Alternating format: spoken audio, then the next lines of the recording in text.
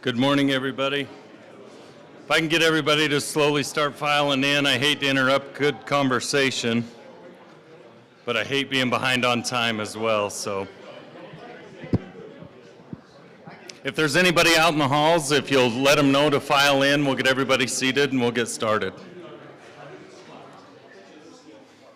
That's the worst part of the day because everybody's in a great conversation and I have to interrupt it, but we'll have time during a break, obviously, to chat and mingle, and that's the biggest point of this.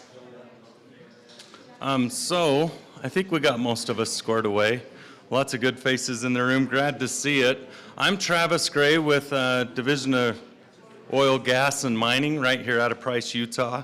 There's a lot of us here today with Department of Natural Resources as well, so glad to see the mining group with us today. These guys, I was excited to see Steve and PJ, and I'm sure I'm missing some extras, but the mining guys, we love having them on board as well. So there's lots of people here to mingle with and have good conversation and share thoughts with. So welcome out to the Carbon Emery Energy Collaborative meeting, and obviously thank you guys for being here. It just doesn't work unless we all get together, so thank you for your time. I know how busy everybody is, and I just appreciate you coming out. So the exits, if you weren't here last time, heaven forbid we have a big problem, you can exit on both sides. All 4 doors will exit. Worst case scenario, we'll meet back at the senior center. That's a building where we can reconvene and have a safe spot to go if we had a problem here at the building. Restrooms are out this door and around the corner. So they're back there. Be aware, SERDA is having daily operations here, so they're business as usual up front, so let's just be respectful of what they have going on with people from the public coming in and out, so keep that in mind. We have lots of partners that put this meeting together, and we have to thank them. I am amazed at how things just come together, and it comes together with good partners. So for starters, I mentioned already, Department of Natural Resources, specifically the Division of Oil, Gas, and Mining, lots of representatives, including myself. Bart Kettle as well has put an endless amount of time into putting this together, so they're one of the major partners, along with the building that we're in here at the SERDA building, Southeastern Regional Development Agency.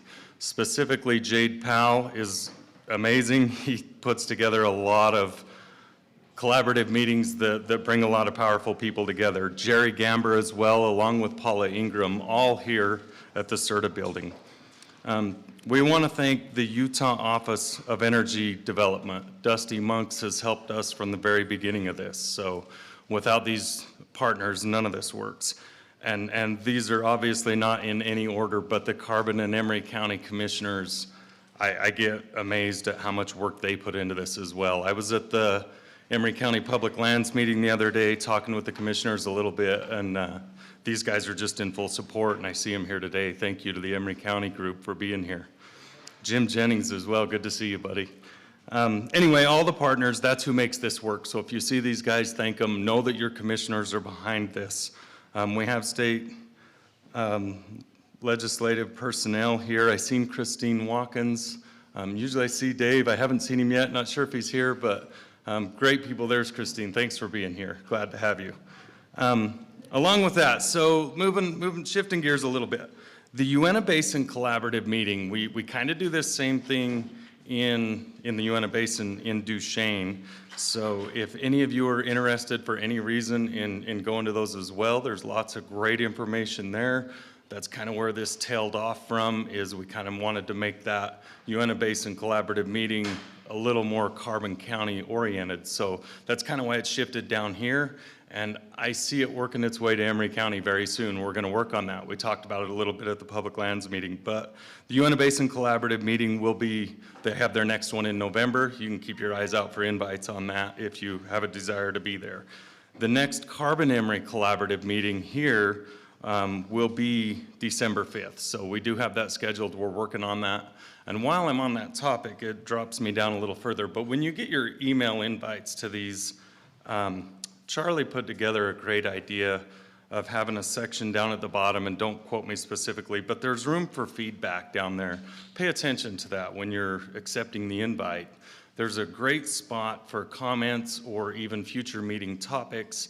And the whole point, obviously, is just to build the power of the meeting. So your voice is needed, really. So please let us know in that comments section, whatever you guys think is valuable or whatever you'd like to see touched on, bring it up, or meeting topics, anything, so you have a spot in there to do so.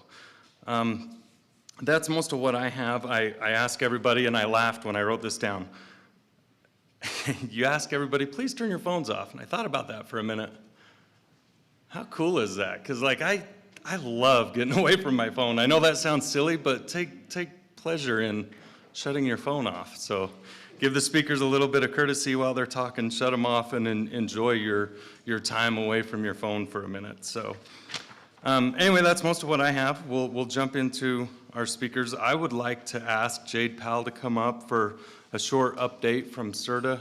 I believe he was in the room. I had him first on the list. There he is. Sorry, Jade. Yeah, if you'll jump up, buddy, we'll start with you. Thank you.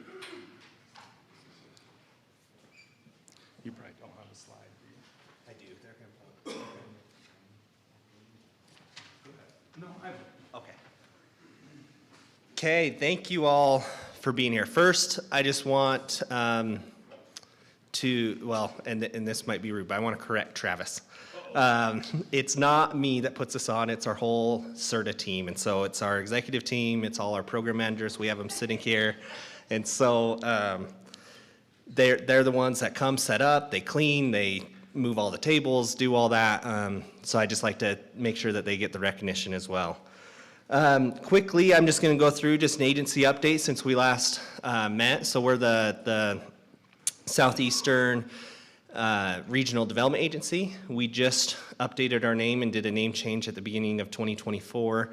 So we're formally known as the Southeastern Utah Association of Local Governments. If you all have heard that, we're now known as SERDA. Just a quick update on that. We have about 80 plus state, federal, and private like foundational grants that fund our agency, that fund our programs. We run 4 nonprofits, the Business Technical Assistance Center, the Utah Regional Growth Association, the Southeastern Community Action Partnership, and the Main Street Southeastern. And all these nonprofits go back to our communities to help benefit them with their projects so that they have specific vehicles to get projects done. And then kind of briefly, our areas of focus that we cover is economic and community development, such as like events like today and strategic planning and things like that. Community services like the HEAT program, the weatherization program, food banks, things like that. And then we do housing and weatherization. We are actually building homes. We go in and rehab homes for income qualified persons. And then we have aging and senior services such as like running the Emery County Senior Centers, assisting the Carbon and Grand County Senior Centers, and also providing caregiver support and things like that. But today I just want to give a couple updates as it pertains to community and economic development. So beginning July 1, 2024, we actually received a philanthropic grant from a group here in the Western United States, and they are funding a full-time grant writer at our agency. And so the full-time grant writer, her name's Louisa Averett, she's sitting right over here. She began July 1 full-time working on grants, and so in the month or so that we've had her, 2 months I guess now, we've already completed a handful of grants, federal grants. It's both federal and well, I guess they're all federal. Now I'm looking at them.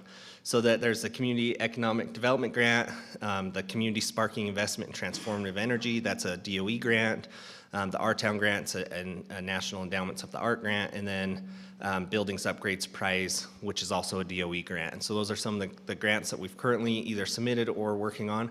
But I wanted to bring this up and just give an update so that should communities have projects, they can come to us and we're willing to help put Louisa on it, and not only Louisa, but we have a team of planners that will all jump on these large federal grant opportunities so that we can capture some of the funding that's out there and bring it into our communities. I know that like the University of Utah and like Utah State University, they also have offered services to help with grants. So if there's a way that we can all collaborate on some, because these large federal grants, they take a lot of time, they take a lot of effort to pull together. So we're just trying to be a part of the puzzle in order to get projects moving and happening here in southeastern Utah.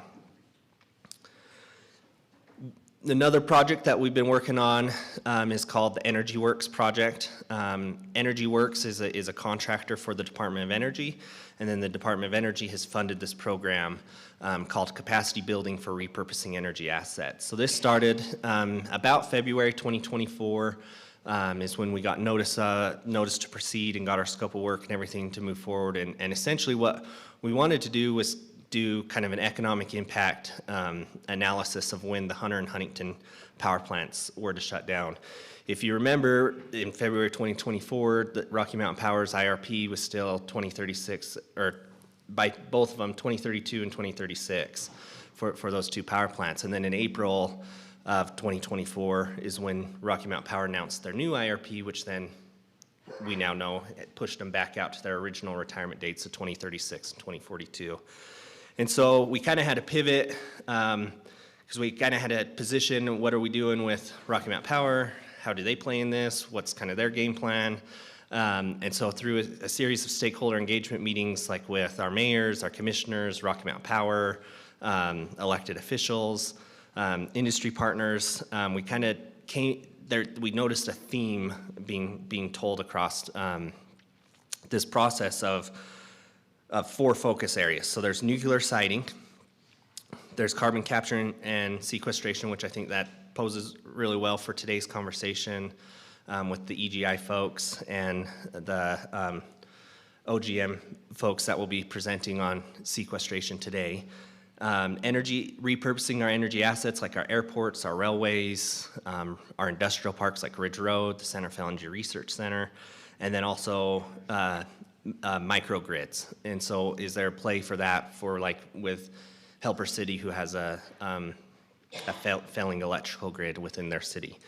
And so with that, our goal, this was just a small project. It actually ends at the end of this month, so we only had, what is that, like 8 months or so to do this whole project.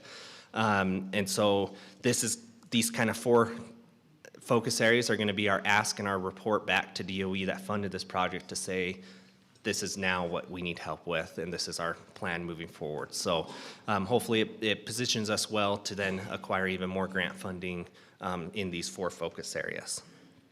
The other project we're working on, and it's similar to the Energy Works, it's another technical assistance grant called the Community's Local Energy Action Plan, in CLEAP for short. And so essentially what we're doing is we're working with the National Renewable Energy Lab. They're like the main point of contact for the project. And then from there, we meet with the team that's assigned to us, we develop a scope of work, and then from there, then they pair us up with different national labs across the nation to work on whatever specific item is within our scope of work.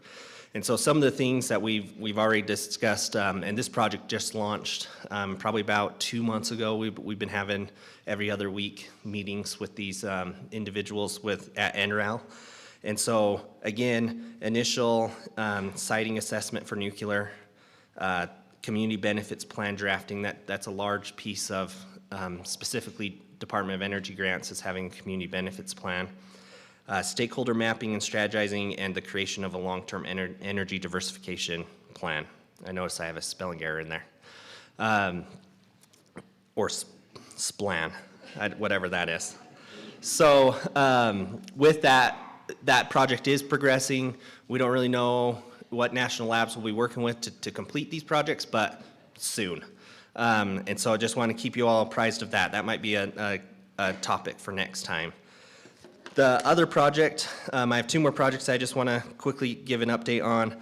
So the Carbon County Airport, we worked with Carbon County, USU, Eastern, and the EDA to fund a project, and the Governor's Office of Economic Opportunity. They all contributed funds to build a 80 by 130 foot hangar space, which will house the aircraft maintenance technician airframe and power plant program. Essentially what this program does is it doesn't just train aircraft mechanics, but it creates a very highly skilled workforce for our area. Something that's very sought after in our energy industry, in I know like the NASCAR industry, the roller coasters, so maybe we'll get a NASCAR track and maybe a roller coaster here in Carbon and Emery counties, but we'll see. But they're estimated to begin construction. They've hired a general contractor. They're, I think, contracted to begin by the end of the month. I'm looking at the two Carbon County commissioners that I can see in here. And then I think they're contracted at completion dates April 1. The FAA will come in, inspect the facility, and we'll have students enrolled at the facility and getting trained by fall 2025 semester. That's our plans. And so we're really excited about this project. It's been going on for the last probably 5-6 years, trying to find the funding, get the plans all in place and partners together. Lastly, is the self-help housing program that we run. So currently we are just about to complete 6 new homes in Price. Last year we completed 4, so we'll have a total of 10 since the program started in 2020. We ran into a little bit of hiccups just with the supply chain crisis happening during COVID with building homes and things like that. But this is a USDA funded program. It's income qualified, but I want to put a caveat on that. It's 80% AMI. And so typically what these participants that are in the program are, they're like, so these are some examples of who we have so far. We've had diesel mechanics, teachers, public works employees, law enforcement come through the program, truck drivers, nurses. Those are some of the occupations that qualify for this. And so essentially what they do is they get into a brand new home. We're targeting between like $230 to $280. Is that $1,000? Is that about their loans? It's been a minute since I've looked, but they're roughly under $300,000 for the actual construction of the homes. But these homes are appraising for $400,000+, and so that's just equity right back into these people's pockets. But also, it's giving the people that probably couldn't typically go out and buy a $400,000 or $500,000 house the opportunity to construct one. And the way that they do that is through sweat equity. They have to provide at least 60% of the labor to build their home. So they're up there shingling their homes, framing their homes, doing the concrete, whatever, to drive those costs down. And then another way that we do it is to make it so that they can qualify is USDA offers either a 30 to 38 year mortgage. So then that brings their payments down to be where they can afford it. So we also, little plug for Chris, who's our housing program manager. We have open spots for our next group that will be beginning later this year, early spring. So if you know of anyone in the area that wants to participate, put them in touch with us. So with that, thank you. If you have any questions or concerns or anything, reach out to me, or I'll put you in touch with whoever you need to talk to with the group. And again, thank you to the Division of Oil, Gas, and Mining for putting this on and collaborating with us, and thank you all for coming. Next, we'll hear from Brian Summers, who's the president of the Utah Mining Association, and he's going to give us an update on kind of all things mining here in Carbon and Emery counties. So thank you.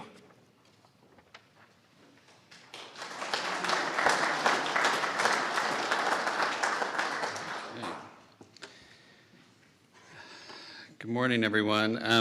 I appreciate SERDA and DOGM for putting on this meeting. Thanks to all of you that are here, especially to our state officials, our elected representatives, industry folks. It's great to be here today.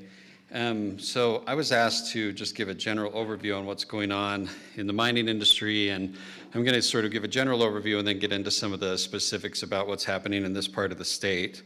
Hold on. That's my last slide. How do I? Oh. This is not us. But this progresses and then that goes back. There we go. Look at that. So I wanted to start just showing a little picture. So I was actually, every once in a while when I come down here, if I can't get a room at the Holiday Inn, I'll stay at a little Airbnb that's in Helper. And this is actually one of the pictures. It's an old miner's cottage. And they say, look at this amazing history. We have a coal mining in the state. And then they show this picture. And I'm like, well, I don't really think that that's a history of coal mining in the state. They have little kids with pipes and pickaxes. But I mean, these are some of the things we have to deal with in the mining industry. and really dealing with, antiquated perceptions of what our industry is really about. I want to talk a little bit about the economic impact of our industry, and these are numbers from a USU study, and this is actually combined with the extractive industries, so mining, oil and gas, and also the energy industries. So $22.7 billion in combined GDP contribution. It's about 10% of the state's total GDP, but interestingly, about 20% of the state's tax revenue comes from the energy and extractive industries. So we really have an outsized impact in terms of what we are contributing to the state. About 162,000 combined direct and indirect jobs. As you very well know, even if you don't have direct mining jobs or extraction jobs, these are industries that incent a lot of service jobs. We go anywhere from between 3 to 5 to 6 jobs is what we generally talk about in terms of incented jobs. On average, the jobs in the energy and extractive industries are almost 51% higher than the average Utah wage in Utah. And one of the things you can see here is that this is especially true in some of our rural counties. You'll see here in Carbon County, if you're working in the energy extractive industries, it's about 102% higher than the county average wage. It's a little bit lower in Emery County, but part of that is because they actually count utilities as a separate job classification. And obviously in Emery County, the utilities are also dependent on mining. Just purely on the mining side, in the last year that we have data, this was for 2022, and we'll be getting the 2023 numbers in a few weeks here, actually, hopefully. $4.7 billion in mineral production, and we're ranked 8th nationally for non-fuel mineral production and 12th for coal production. This is something I'm very proud of. So every year, the Fraser Institute, which is a Canadian think tank, comes out with a survey of mining executives from all over the world. And in this last survey, Utah actually ranked first as the #1 global jurisdiction for mining. You can see here this ranking actually has 2 different parts. There's what's called the Investment Attractiveness Index and the Policy Perception Index. So, is this a good place to park your money? And if you do park your money there, can you actually continue to make money because they have business-friendly and mining-friendly policies? And you can see here that we ranked #1 in both of these categories, elevated above states like Nevada and other jurisdictions like Western Australia, Saskatchewan, that are really considered some of the premier mining jurisdictions in the world. And so we're very, very excited about this, and I think that it speaks to the efforts of the legislature, of our elected officials, our regulators, industry, that have really been pushing Utah to adopt the most mining-friendly policies that we can. Part of this we can't take credit for. Part of this is, what we were blessed with. We have an amazing mineral endowment. We produce all kinds of different minerals here in Utah. These are the minerals that or most of the minerals that we're producing currently here in the state. And you can see, we span from all kinds of fuel minerals to hard rock minerals, industrial minerals. We're very, very, very, very blessed with a rich mineral endowment here. If you're a mining executive, if you run an association, you have to talk about critical minerals or they fine you. That's not really true. That was a joke, but it wasn't very funny apparently. So Utah hosts 40 of the 50 critical minerals that are on the current Department of Interior list. They keep messing around with these lists, and there's all kinds of lists. There's a Department of Interior list, and there's a Department of Energy list, and there's a Defense Logistics Agency list, but the DOI list is the one that most people referred to. They expanded it in 2022 from 35 to 50 minerals, and Utah hosts 40 of these 50 minerals. We're not currently producing all of those, obviously, but I am going to talk about some of the ones we are producing. Before I do that, I want to talk a little bit about this. You can't see here. This is in a report called the Mineral Commodities Summary that comes out from the U.S. Geological Survey every year. And these are important minerals that are necessary for our economic and national security. And you can see here the blue bar essentially represents how much of these minerals we have to import, our import reliance. And so you're looking at here about 51 different minerals that are, again, critical for our economic and national security. And the vast majority of these we're actually importing more than 50%. And this is crazy. You can see the ones that are, all the way blue there. Those are ones that we're 100% import reliant on. And you can't see the small type, but a lot of these were, China is the major producer of these minerals. Many of these we can produce in Utah. Most of these we can produce in the western U.S. All of these we can produce in the U.S. generally. And so it's absolutely insane that we're in this position. I want to talk a little bit about the critical minerals that we are producing or can produce here in Utah that could help to ameliorate that import reliance. We are the leading global producer of beryllium, which you need for F-35s, you need for space telescopes, you need for all kinds of things. We're the only domestic producer of magnesium metal, and we're only one of only 2 states that are currently producing lithium, although that will not continue to be true in the next couple of years. There's a lot of lithium projects going on right now. We have platinum, palladium, and tellurium production that are byproducts of the Rio Tinto Bingham Canyon mine up in Salt Lake. And also we're producing uranium, vanadium, and rare earth elements at the Energy Fuels, through Energy Fuels operations, both their mining and their processing operations that are mostly in San Juan County. We also have, and these are minerals we're not currently producing but could be in fairly short order, we have the only established domestic resource of indium. And if any of you have a touch screen, which I think all of you do, then you're touching indium every day. We're also the only known domestic resource of primary production resource of germanium and gallium. That's something, these are 2 minerals that are necessary for all kinds of, especially defense applications. And China actually cut off our supply of germanium and gallium last year. So this is a big problem for us. We have the largest known alunite deposit in the U.S., which you can use to make aluminum, and the only significant production of fluorspar we're hoping comes online this year over in Juab County. We also have prolific historical production of bismuth, arsenic, antimony, barite, manganese, and tungsten. Again, all critical minerals that are on that list.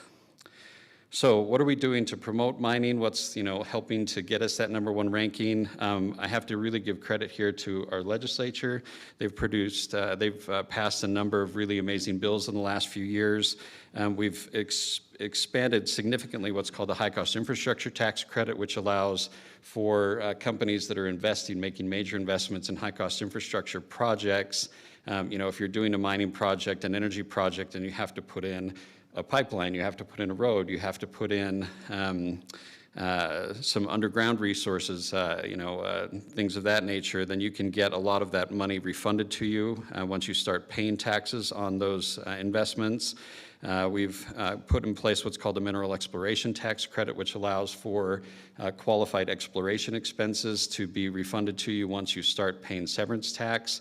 And we've expanded this to not only, right now it only applies to greenfield, but we're hoping in this next session, there was a bill that didn't go through for some technical reasons that we're going to work out that would actually allow this to go beyond just the sort of greenfield and brownfield type of projects. We have great financing mechanisms through the state, things like the EdTIF, and also inland port project areas that allow for a lot of incentives that can be put together so that you can make the economics of these projects work out. What they're doing in Washington is completely the opposite. They are trying to make it as hard as possible to mine anything anywhere in this country. The Biden administration has approved exactly 1 mining project since it's been in office, which is a disaster. I'm not going to go through all of these. This is not even a full list, but this is what we call the regulatory wave. These are regulations that frankly make it harder to mine here in the U.S., and these run the gamut from endangered species to water to air to anything you can imagine. It's not moving in the right direction if we really want to continue to maintain our mineral independence or regain our mineral independence here in the U.S. And now we're going to talk about energy, which is another place where the state and the nation are diverging quite a bit. As you guys well know, I don't need to tell you this, I'm preaching to the choir here, but in Utah, about 2/3 of our energy comes from coal. This number will fluctuate depending on the year. It'll go from 62 to 66%, but roughly it's about 2/3 of our energy comes from coal. About another 20 to 25% comes from natural gas, and then the rest comes from a variety of other sources, including hydro and solar and wind and things of that nature. So if you're turning on a light, here in the state of Utah, it's very likely that energy has come from coal. And the benefit of this is that, Utah has for a very long time had some of the cheapest energy rates in the nation, and especially very inexpensive considering some of the rates that you see in our surrounding states. And this has driven a lot of the economic development that we've had here in the state. I mean, we've been the fastest growing state for a long time, not only in terms of population, but also in terms of our economy. And again, a lot of that is driven by these large projects that are attracted to Utah, not only because it's a great place and we have great people, but also because you can afford to actually turn on the lights here and have the energy you need for these large projects. And this goes anywhere from, technology to manufacturing, to anything you can think of. I want to talk a little bit about the situation that we're in with the grid. This is Commissioner Mark Christie, who's one of the FERC commissioners, and you guys know what FERC is. But he said the United States is heading for a reliability crisis. I do not use the term crisis for melodrama, but because it is an accurate description of what we are facing, I think anyone would regard an increasing threat of system-wide extensive power outages as a crisis. And if you look at the map that's produced by NERC, which is the other federal agency that's concerned with grid reliability, basically anything that's in red and orange is bad. So red is really, really bad, orange is bad, gray is going to be bad at some point. But basically orange, which is where we are here in this whole region, is if you have any kind of a significant disruption, you can have power outages. And a significant disruption can come from weather events, it can come from drought, it can come from fire, it can come from just a few of your generation sources going offline. And so these are things that we experience all the time here in the West. And so we are here at an elevated risk for blackouts. Basically what's in red is that you can have blackouts almost at any time. So even a minor disruption can cause blackouts. And so, I mean, at least we're not where California is, but we're close, frankly. And that's really, really scary. And a lot of this is driven by the fact that we've taken too much baseload generation offline, and we don't have reliable generation to replace it. I'm sure you guys have seen this. This is something that gets talked about all the time in the energy space, but this is what happened in Texas a couple of years ago with Winter Storm Uri. And you can see that little part there where it dips down into the red. That was where the grid went below the minimum frequency that's required to keep the grid operating. And if it had stayed below that minimum frequency for another 4.5 minutes, the entire grid in Texas would have crashed. Like, not just like, you're gonna have little blackouts here and there, like the whole thing would have crashed and would have taken potentially weeks to get it back up and running again. So, I mean, this could have potentially been one of the largest economic and human disasters that we've ever had in this country, and we were 4.5 minutes away from that happening, and that's terrifying. And a lot of this, again, is because in Texas, even a good, Republican red state like Texas, they've taken so much baseload generation capacity offline and are so reliant on unreliable sources of power generation that their grid became unstable when they had a winter storm. Which again doesn't happen that often in Texas, but obviously happens. And this is something that could easily be replicated all over the US. And you would think that, again, when you've got federal agencies like FERC and NERC that are sounding the alarm on this, that the federal government would be trying to shore up the grid, and instead what they're doing is the exact opposite. The EPA especially has a very stringent effort to try and shut down coal generation in particular, and even natural gas generation. You guys know about the ozone transport rule. Luckily, this has been stayed and it's working its way through the courts, but this would have shut down a large percent of our generation capacity, especially here in Utah.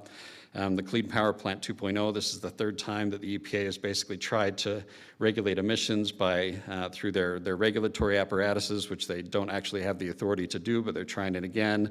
This has gone to court now. These are a number of other things: mercury toxic standards, the NACs, particulate matter NACs, ozone NACs, regional haze SIPs. I mean, these are all things that the EPA is just trying to squeeze traditional power generation in such a way that it becomes uneconomical for us to be able to continue to keep these plants open. What we're doing in Utah, though, is we're trying to push back on this. We're trying to make sure that we have the ability to continue to produce the electricity that we need, and frankly also have enough electricity that we can return to our status that we'd held traditionally as being an energy exporter. We're actually not an energy exporter anymore, which is really sad for a state like Utah that has so many great resources. And I lump these into sort of three categories. So one is Plant protection, these all interrelate. One is protecting our actual plants, our generation assets. Two is protecting our fuel producers, and then also just making sure that our state energy policy is able to withstand some of the things that are not only coming from the federal government, but that are also coming from other states that have different ideas about energy. So I want to go through quickly a few bills that were passed in the last session that are working to make a difference on this front, and again, give a ton of credit to the legislature and our other state officials that have made this happen.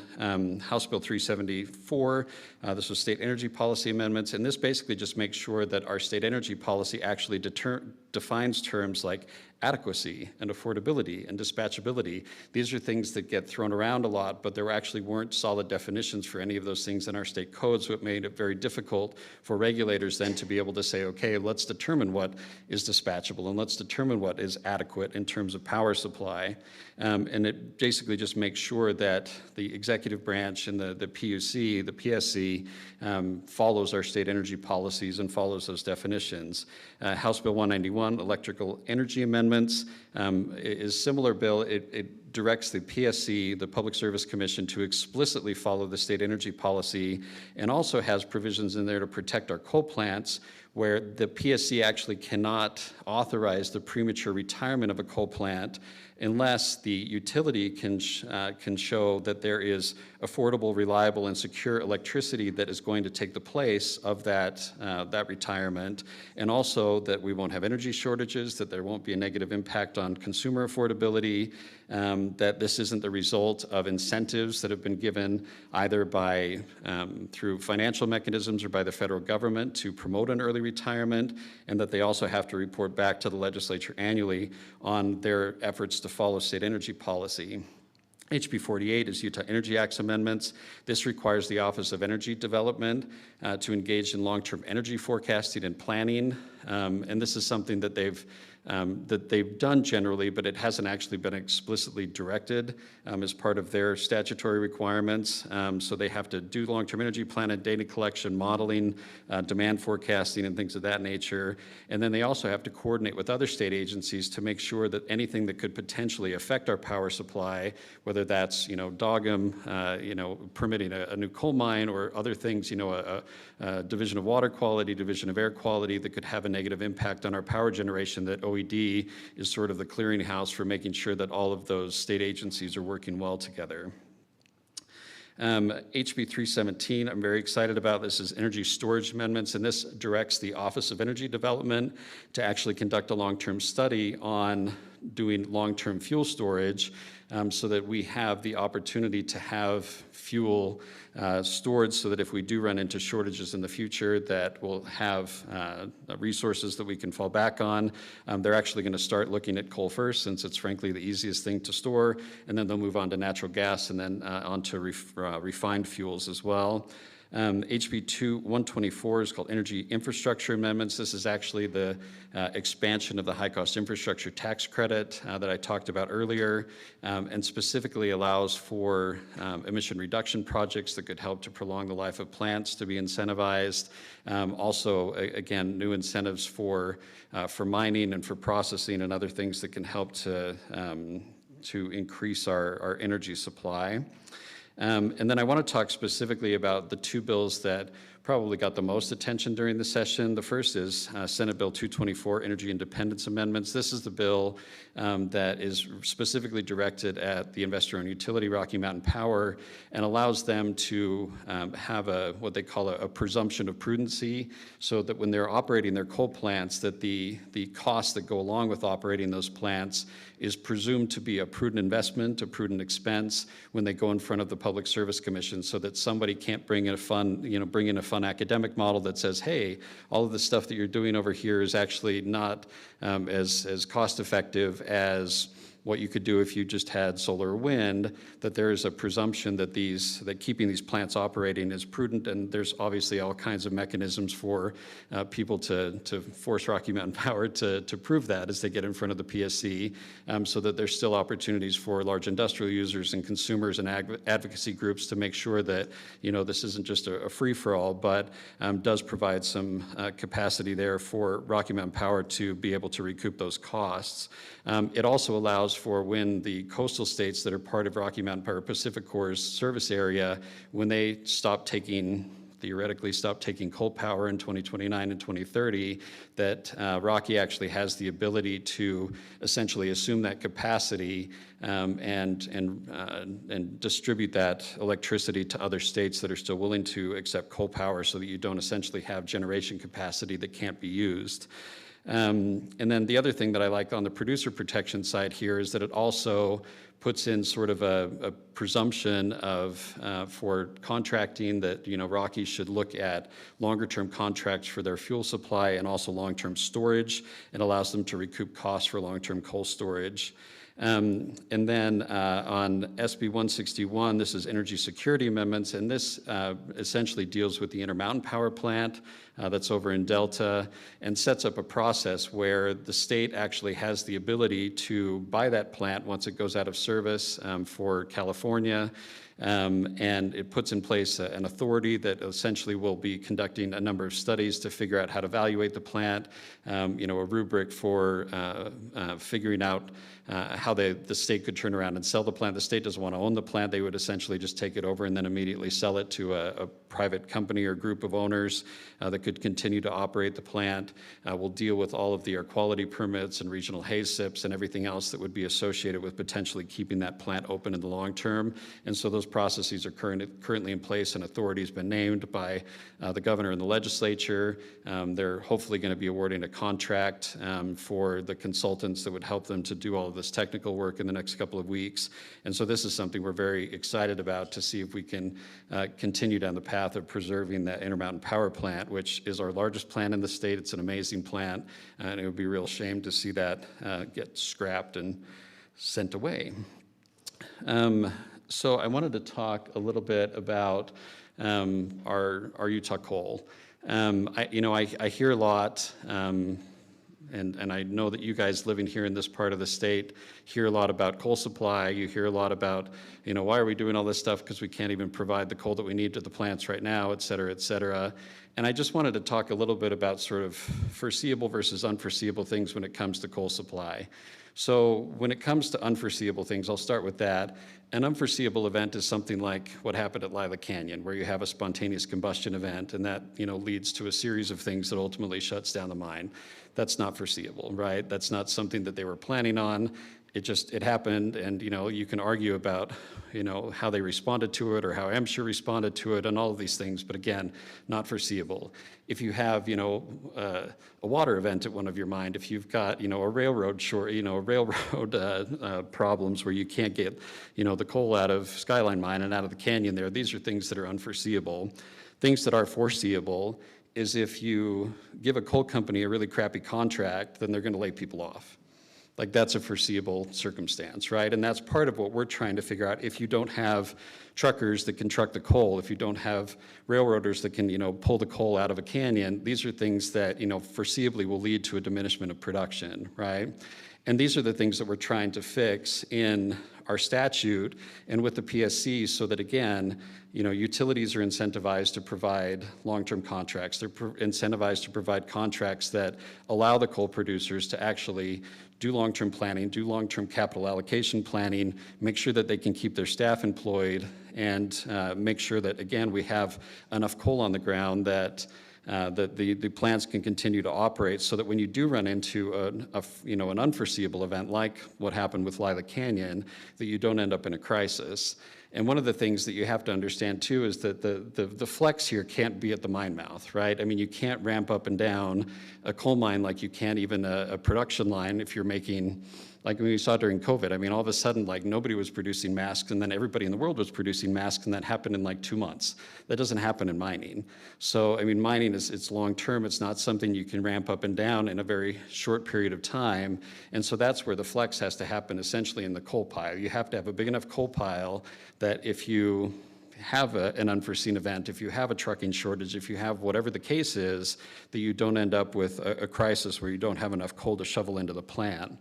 And so these are, again, some of the things that we're trying to work on with the policymakers and the regulators to make sure that our energy policy is such that everybody can be happy, that the utilities can be happy, that the coal producers can be healthy and happy, and that we can continue to produce the electricity that we need.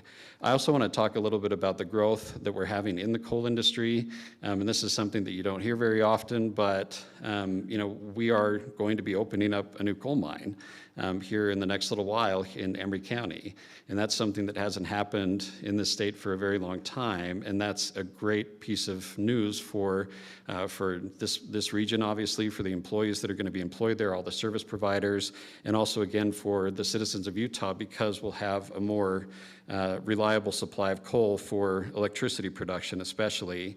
And then we're also, again, working on opportunities for new things like coal to products, coal gasification. I mean, other ways to use coal, not just for its thermal content, but for its mineral and its chemical content. And there's incentives that are associated with those things that are in some of the bills that I've talked about here. And also we're working to try and secure, and this is, the commissioner and I were just having a conversation about this has been a tortured road, but we are working to progress with our export terminals so that we have the opportunity to continue to support our export markets, which is an important piece of the pie for our coal producers to keep them healthy. So the last thing I want to talk about just briefly here is the role that you guys can play in helping to support especially the local economy here, which is mostly dependent on coal on the mining side. The state spends a lot of money talking about its snow, which is great. I love snow. I'm a snow skier. And it's wonderful that we do this. We get a lot of money from a lot of people that come from all over the world to ski here. But I wish that we spent the same amount of time and effort not only talking about the greatest snow on earth, but also the greatest coal on earth, which is also found here in Utah. I wish that we had a $23 million marketing budget like the Office of Tourism does to promote our coal industry and our other mining industries. That's obviously not going to happen, but I think that when you're talking about the coal industry, again, it's not that it's without challenges, we know that. It's a business that's been hard for 100 years. I mean, you go back and you look at the history and there's all kinds of mine disasters that we hear about, and there's ups and downs and bankruptcies and layoffs and everything else. It's a tough industry, but coal producers exist to produce coal. That's all they want to do. They don't want to do anything else but produce coal. They want to produce coal and sell it, and that's what they're there to do. And as long as the incentives are in place and the mechanisms are in place to allow them to continue to do that, they will do it, because that's what they want to do. If you go and talk to some of these guys, it's so easy to find, and you know this, you'll find people that are second, third, fourth generation coal miners, and they want to continue to be in this business because that's what they love. And I hope that you guys, as the locals here, as elected officials, that you give the same kind of love to our coal industry that our other state officials give to our ski industry. That when you talk about it, it's not that we have to pretend that there's not challenges, but let's also look at what's positive and what we can do to support these industries. And again, where the bottlenecks and the challenges that we can overcome through our policies and through making sure that also our local kids understand all the wonderful opportunities that are available to them in this industry, and that it's going to be there for a very long time. I mean, I love all the stuff that Jade was talking about with energy diversification, with nuclear siting, with renewable siting. We're going to need all that stuff, because we didn't even get into the forecast for how much more energy people are thinking that we're going to need over the next 20 or 30 years. I mean, it's just absolutely astronomical. And I think that these coal plants are going to be operating, personally, I think they're going to be operating well beyond 2042, frankly. And if there's a nuclear plant next door and there's a solar plant to the south, we're going to need all that energy. So it's all great. So I don't think that we're going to be in a position, because, physics, that we're going to be able to get rid of our traditional energy supplies anytime in the near future. And also there's so much more potential, again, with these amazing resources that we have. If you want to do coal to products, you want to do coal to fertilizer, to graphite, to whatever, great, let's do it all, because we have the opportunity to do that, again, as long as we've got the incentives in place that are necessary. And then just lastly on this point, I also hear a lot about, hey, we don't want to export our kids anymore. That's like the worst thing in rural Utah is when you have to export a kid to Salt Lake City or, heaven forbid, to somewhere even worse. And how can we tell these kids that they should go into coal mining or into the mining industry or oil and gas? I just want to show you here, these are the STEM careers that you can have in mining. STEM careers, and this isn't even all of them, but here's just a good overview. And if a kid doesn't want to go into STEM, here are other careers. I mean, you can go into finance, you can go into HR, legal, into water rights, real estate. There's all kinds of things you can do to support these native industries here in this part of the state, and there's amazing companies and opportunities available, and I hope that you'll help to promote these to the kids that are here and are thinking about what they want to do in the next 5 and 10 and 20 years. So thank you very much. I should have put my number up here, but Jerry knows how to get a hold of me. Jade, Mick, they all know how to find me. So I appreciate all of the great support that we have in this room. And I also am very honored to be able to represent such a critical industry here in the state. And thank you for allowing me to present.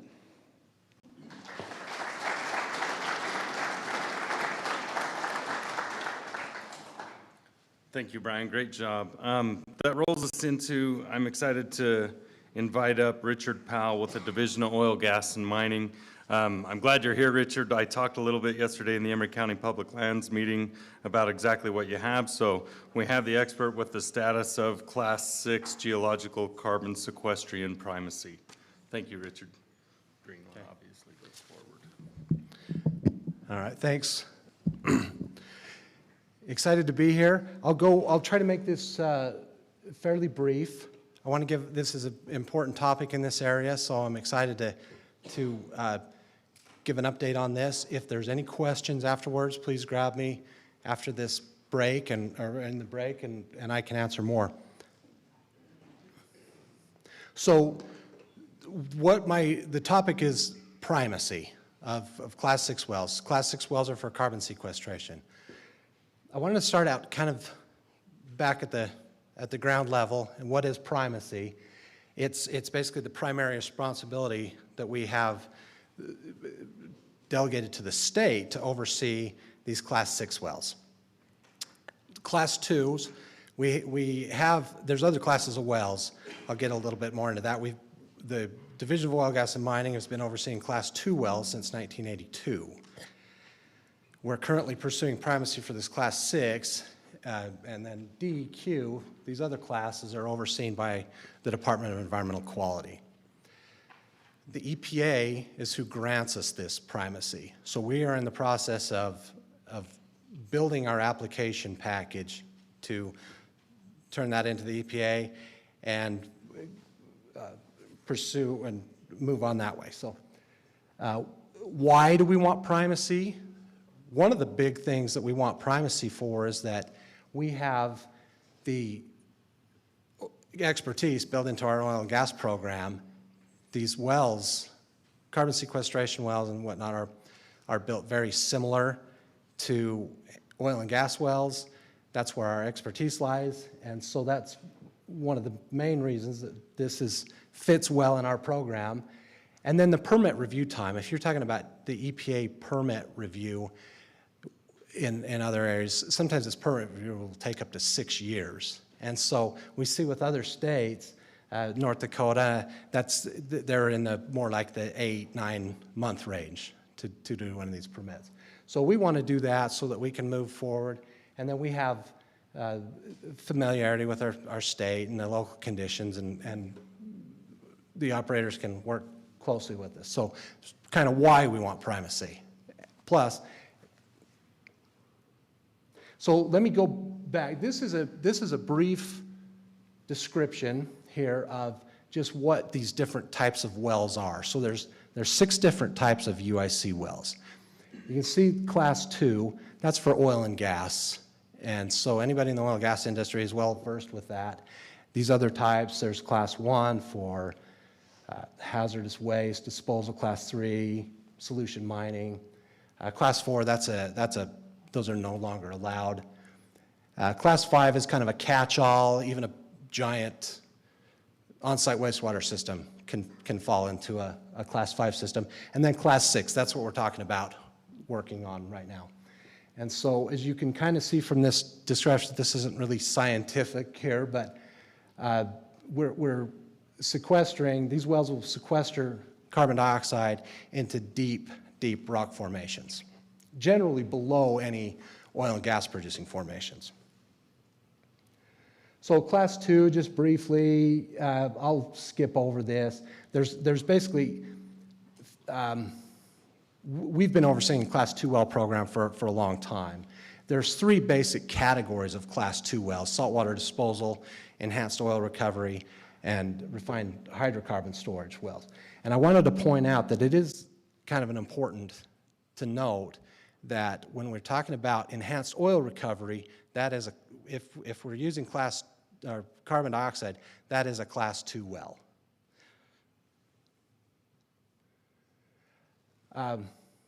So our class 6 program here, this is for the sequestration of carbon dioxide in these deep formations.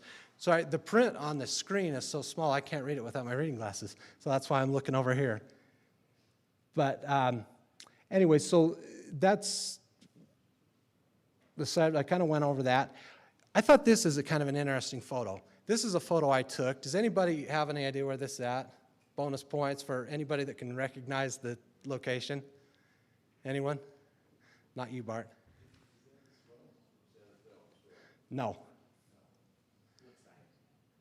What's that? No, no. It's not. That's actually just east of Vernal, looking north towards the Dinosaur National Monument. That's Split Mountain. That's where the Green River comes out of the Split Mountain. And what I like about this photo, this is that rock formation that you see above there, that's the Weber Sandstone.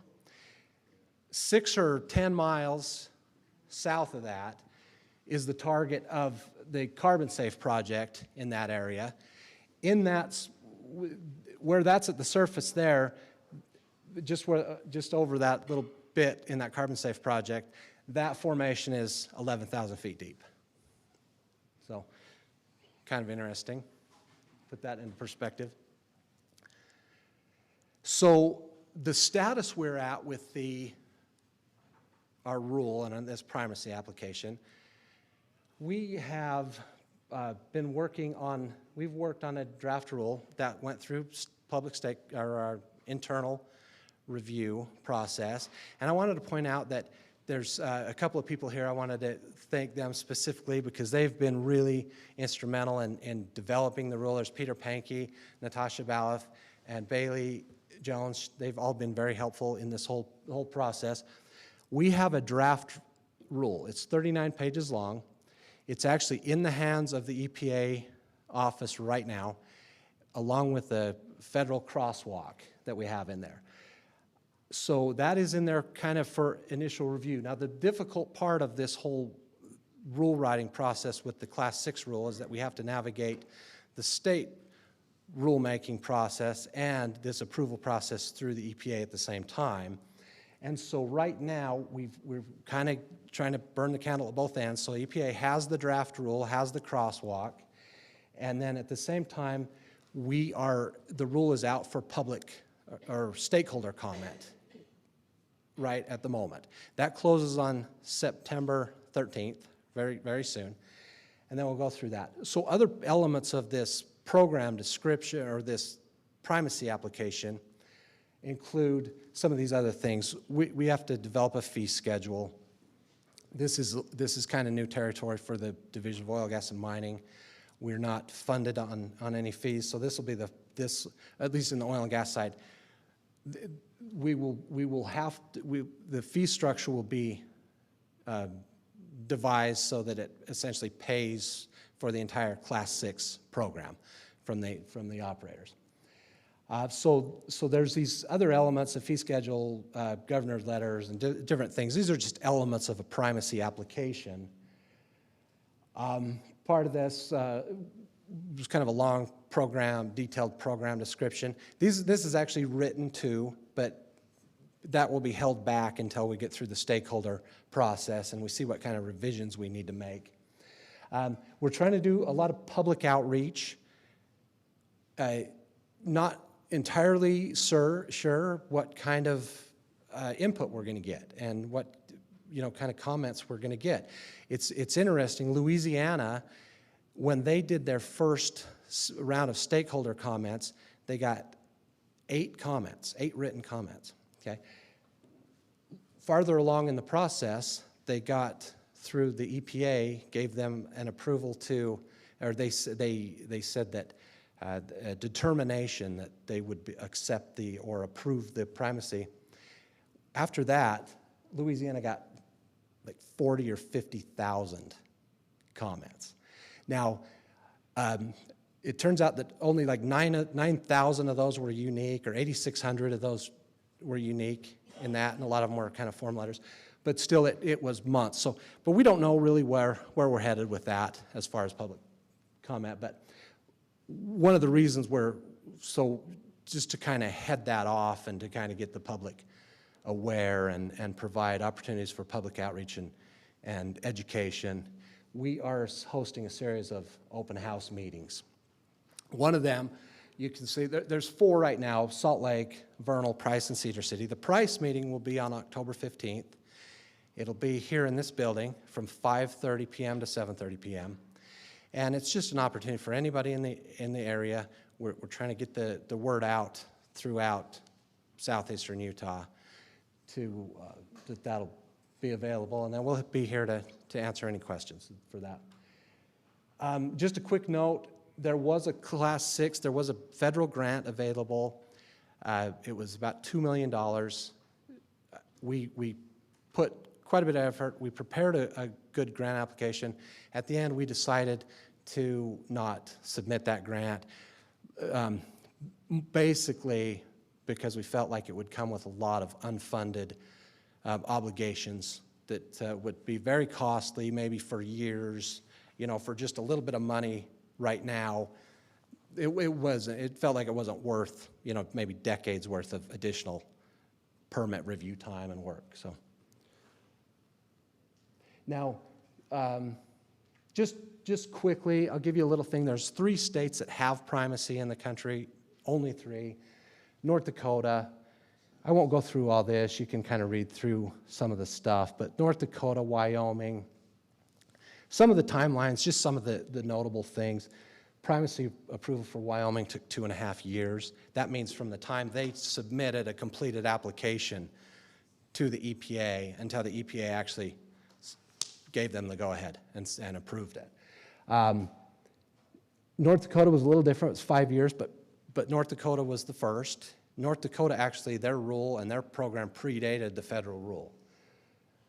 So we've tried to structure our system in a very similar manner to North Dakota's, where we will have a facility permit followed by individual well permits. They're part of the facility, but much of the review period will be encompassed during this overall facility permit application time. Just an idea on some fees. Per well application fee, $60,000. Like I said, we're going to have a fee application process too. There are also there'll be a per ton. Once a well is active, there will be a per ton fee as well, and some of that money would be to cover the closure and ongoing monitoring that would be required after a well is plugged and closed to ensure that we have stabilization of the plume. So Louisiana, that's state number 3, and they just recently, just in December, the end of December, received their primacy. There are numerous other states that are kind of in the hunt like us. West Virginia, I don't have that on there. They have submitted an application.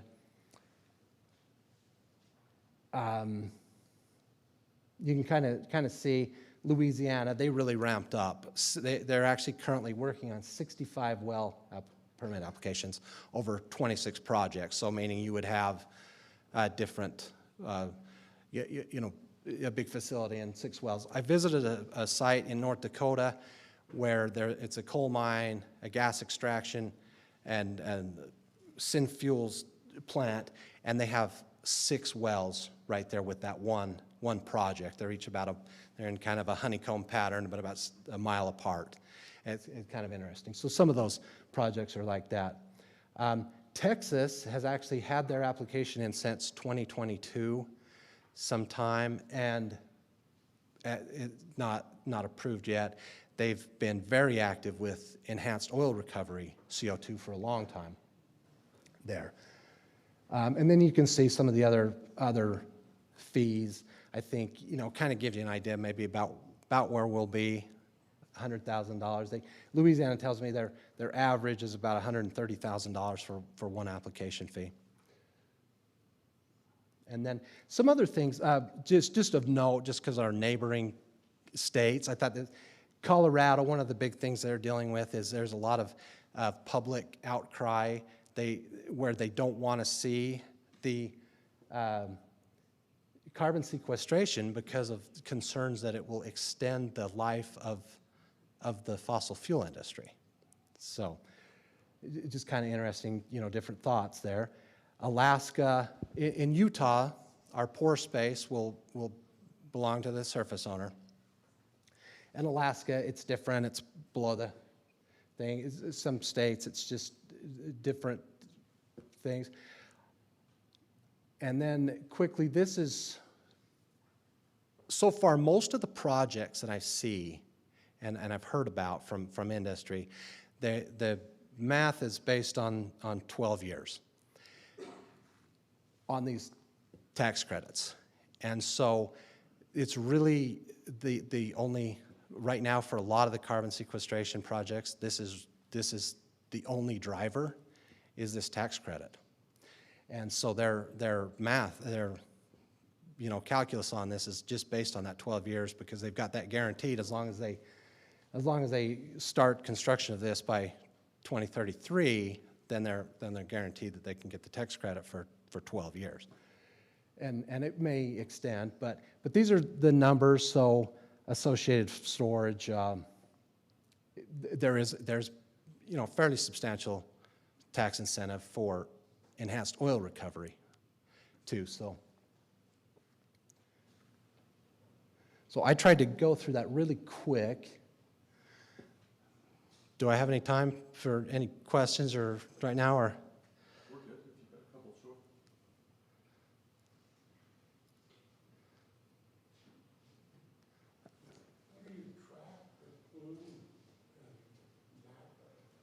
sure. I track and map the plume in the storage. So it really starts out with in the permitting process that you have to run detailed computer modeling. So that computer modeling will take into account, and the EGI crowd that's following me here, I think they'll talk a lot more about this, but essentially we are looking for the pressure front and what the footprint might be based on various rates and the permeability and the porosity of the formation, and would try to determine the most likely scenarios that we have. Based on that, then we have our area of review, where we'll take a close critical look at the wells and stuff in that area. There's really, these wells require a lot of really robust monitoring, and so whereas like with a class 2 well, we would go and do an MIT every 5 years and just look at the parameters.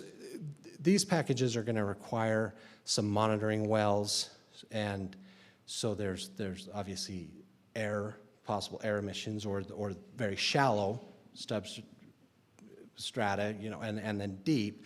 And so part of the application process is going to require an analysis of what will be needed in that. And so that's why these review times and these permit applications are quite large, because just the upfront review of this is quite detailed. So hope that answers your question. Anything else? Okay. Well, thank you.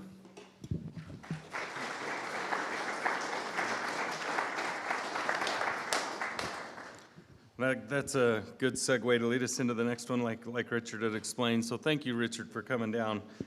With that, the next one will be the fundamentals of carbon sequestration. We've got Dr. Eric Edelman, along with Dr. Calos Vega-Ortiz, and Dr. Moodie with the Energy of Geoscience Institute.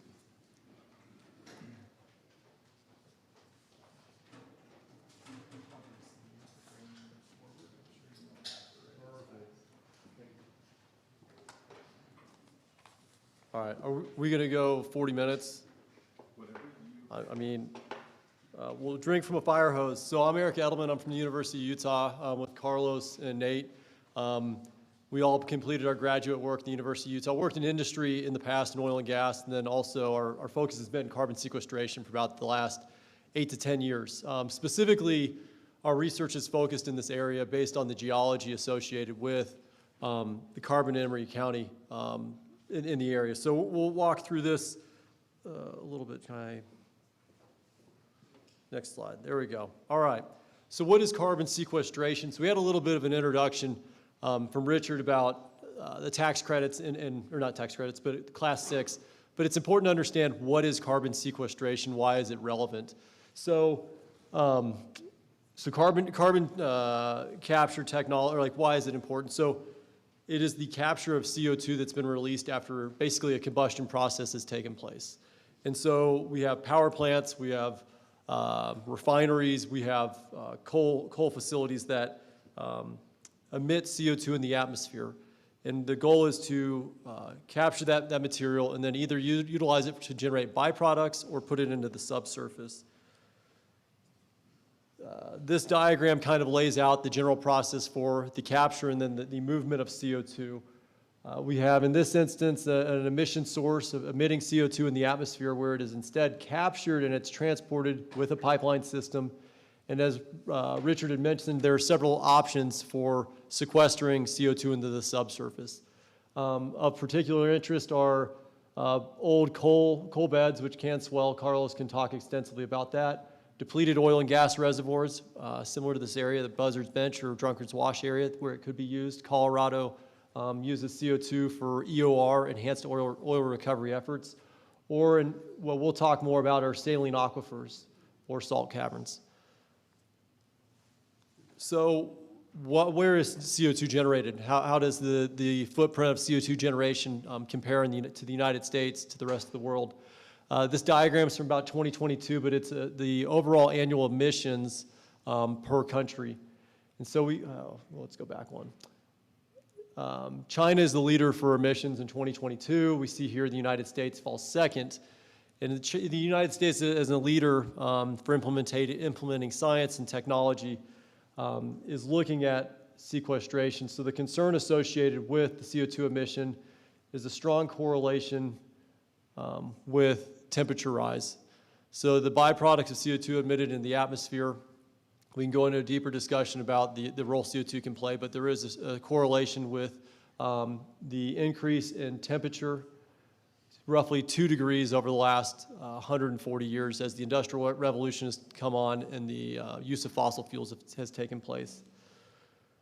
So what can we do, and why are we interested in carbon sequestration? Or what's the incentive for operators that generate CO2 to actually implement carbon capture?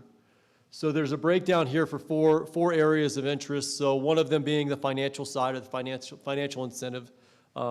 As Richard had mentioned, the 45Q tax credit, which was implemented in 2022, incentivizes companies. It pays them a specific amount of money to capture and then to store it either in the subsurface or to utilize that CO2 to generate byproducts, potentially cement. The other is regulatory compliance. So the EPA requirements, as was mentioned earlier, coal power plants and natural gas power plants are seeing stronger regulation come in for their emissions in order to keep them in operations. By implementing carbon capture, whether part-time or full-time, they could capture up to 90% of the CO2 that's emitted. This provides a long-term opportunity for those plants to stay online. It also improves the air quality in the area. So the other is the reputation and marketing advantages. Many of these companies want to be well respected by their constituents, namely individuals in this room. We all don't want to be the person in the room that everyone might not have some disdain for. So by capturing it, it would improve the air quality in the area. The other is the technology and strategic benefits. So by developing new technologies for capture, they might be able to utilize CO2 with a partner company for either EOR or sequestration, or to develop additional industry in the area. This brings a new opportunity for the area of price in particular, should CO2 or carbon sequestration be utilized here. Now, regulatory framework, there's 4 main areas. So the environmental protection, so EPA would motivate anyone that emits CO2. The next would be multiple jurisdictions requiring that, whether it's state, federal, or other agencies. And then, as Richard had said, the Class 6 implementation, so the EPA requirements associated with putting CO2 in the subsurface. And we'll talk a minute about why the EPA might be concerned with the injection of CO2. And then lastly, the emissions reporting and the value and improving air quality. So these are the main areas. So I'm going to bore you guys with a lot of text. Carlos, when he saw this slide yesterday, was very upset. So I apologize ahead of time. But these, if you take anything today, these are the 10 areas I'd like for you to be aware of. Why is carbon sequestration important, and where can we gain and learn the most? So how many of you are geologists in the room? Peter Pankey's one. Mick, we got one in the back. So there aren't many, but a geologist could improve this. And many times people are confused and they think that I'm a geologist. I'm not a geologist. I'm an engineer that deals with a lot of rocks. So let's take a look at some rocks, because it's important to understand what's in the subsurface, because that's why we're here today, to talk about carbon sequestration. So there's a primary makeup to a reservoir, whether it's oil and gas or if it's sequestration, is you need a good cap rock, you need a good seal. The reason why these materials are in the subsurface is because there's rock that inhibits the flow of gases or oil and gas to the surface, the buoyancy, the float. So right here we have the Green River Shale. It actually is made up of over 30% organic material. So if you put this in your oven and you were to heat it, you'd smell gas or oil as it seeps and it is emitted into the air. And the other is the Carmel, is this lighter colored one. It actually changes colors depending on where you're at. But this is the seal in the area. So the Uinta Basin, you have the Green River Shale. It's very tight. You'll hear the word permeability. Permeability is the ability for fluids to flow through a material. And then the porosity is the pore space, or the open void, similar to a sponge.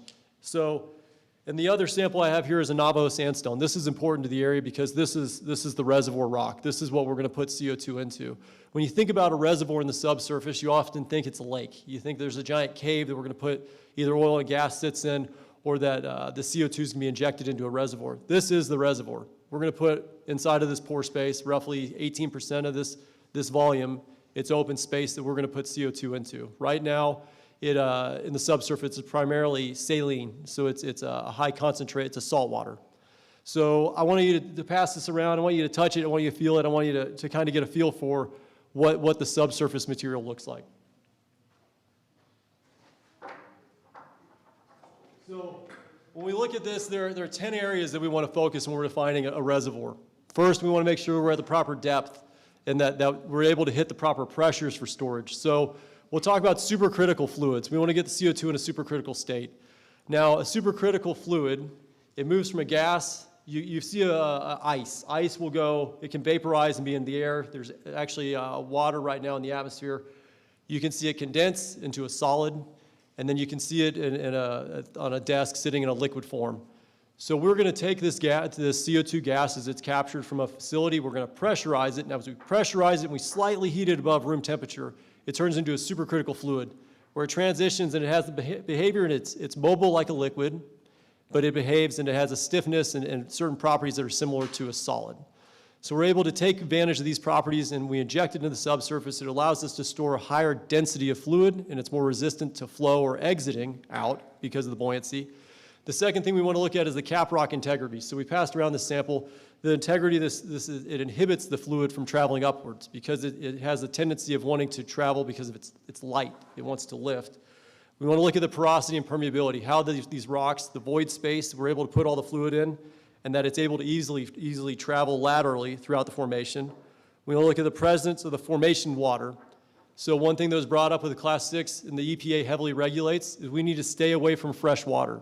We are only allowed to work in saline aquifers. We want to preserve the fresh water in the area, and we want to protect that at the utmost ability possible. Geologically stable, we want to understand the subsurface, that there aren't any fractures or faults, or that the geology is ideal for storage.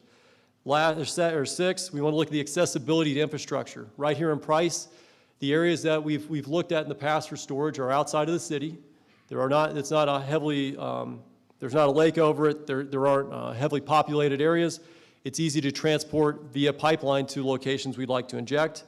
We want to look at the accessibility of the infrastructure. 7, we want to look at the regulatory and legal framework. And then we want to look at public acceptance. We want to make sure that the public is open and understands what's going on, is comfortable with what's going on in the area. And then we need to make sure we're monitoring this. We want to make sure that these plumes of CO2 that are injected, that we understand where they're located. As was stated earlier, you can use monitoring wells to detect. You can use what's called seismic monitoring. You can use surface arrays that are listening for events that might occur, small noises. You think of a clap, you would hear in the subsurface if you heard some of these fluids moving upwards or moving in the formation. So we need to improve those monitorings. And lastly, it needs to be economically viable. So we need to make sure the economics make sense in the area, and that's the general overlay. So I will pass things on to Carlos to talk about the current CCS projects.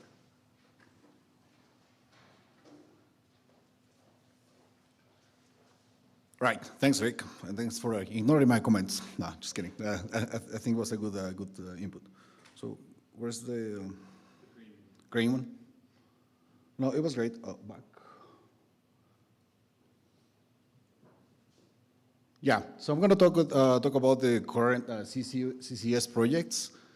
First of all, I want to speak about in Utah what has been done. So since early 2010s, the University of Utah has been engaged in development of these projects, which consist basically on analyzing the geology and the feasibility for these rocks to hold CO2. So there's a rich history in here. Actually, Dr. Moodie is going to talk about more of these details. So these, the highlights in red are the past projects. One of those was right here in the Price County.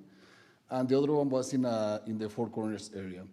Four Corners area, that's EOR. So basically, they were utilizing the CO2 to improve the recoverability of oil. So since the CO2 is miscible in oil, it will reduce the viscosity, it will make it easier and lighter for the fluids to flow out of the rocks. And from then, the current projects that we have been working are the ones in green, so basically all over the state. We have these different projects, various projects that we are working actively with the local industries, with the Department of Energy, just understanding, the local geology, how the different applications from different industries, power plants, direct air capture, food industry could be utilized and implemented here in the state. And also, we have a couple of proposals submitted, which is future work that we are hopeful we are going to be awarded to keep working in here. Projects in the U.S., as we can see, I'm highlighting the state of Utah. There is none current, unfortunately. So that's something we are working, like actually injecting on the ground. Neighbor states, we have New Mexico, that they have a very interesting project in the San Juan Basin. Wyoming, as they already have a Class 6 primacy, they have a couple of interesting projects. Also Colorado. That's something we are working on. That's something we need to collaborate with partners, stakeholders like ourselves to make it happen. And the different colors on the small screen, on the legend screen, This is just highlighting the different companies from food industry, cement, power plants, mining, that can be implemented to capture all this CO2 instead of releasing to atmosphere, capture it and put it underground or put it into a different utilization. I'm going to talk about different active projects. This is a Decatur plant in Illinois. It's an ethanol manufacturing plant. So they decided to start implementing this. So they have a lot of CO2 emissions, and they started to thinking of what could be done. I'm highlighting this map. Where's the, right here? This is the injection site, and as we can see, it's in the middle of the city. There is a river going by, just to have our social aspects. It's a common term that we are afraid of contaminating or polluting other like aquifers.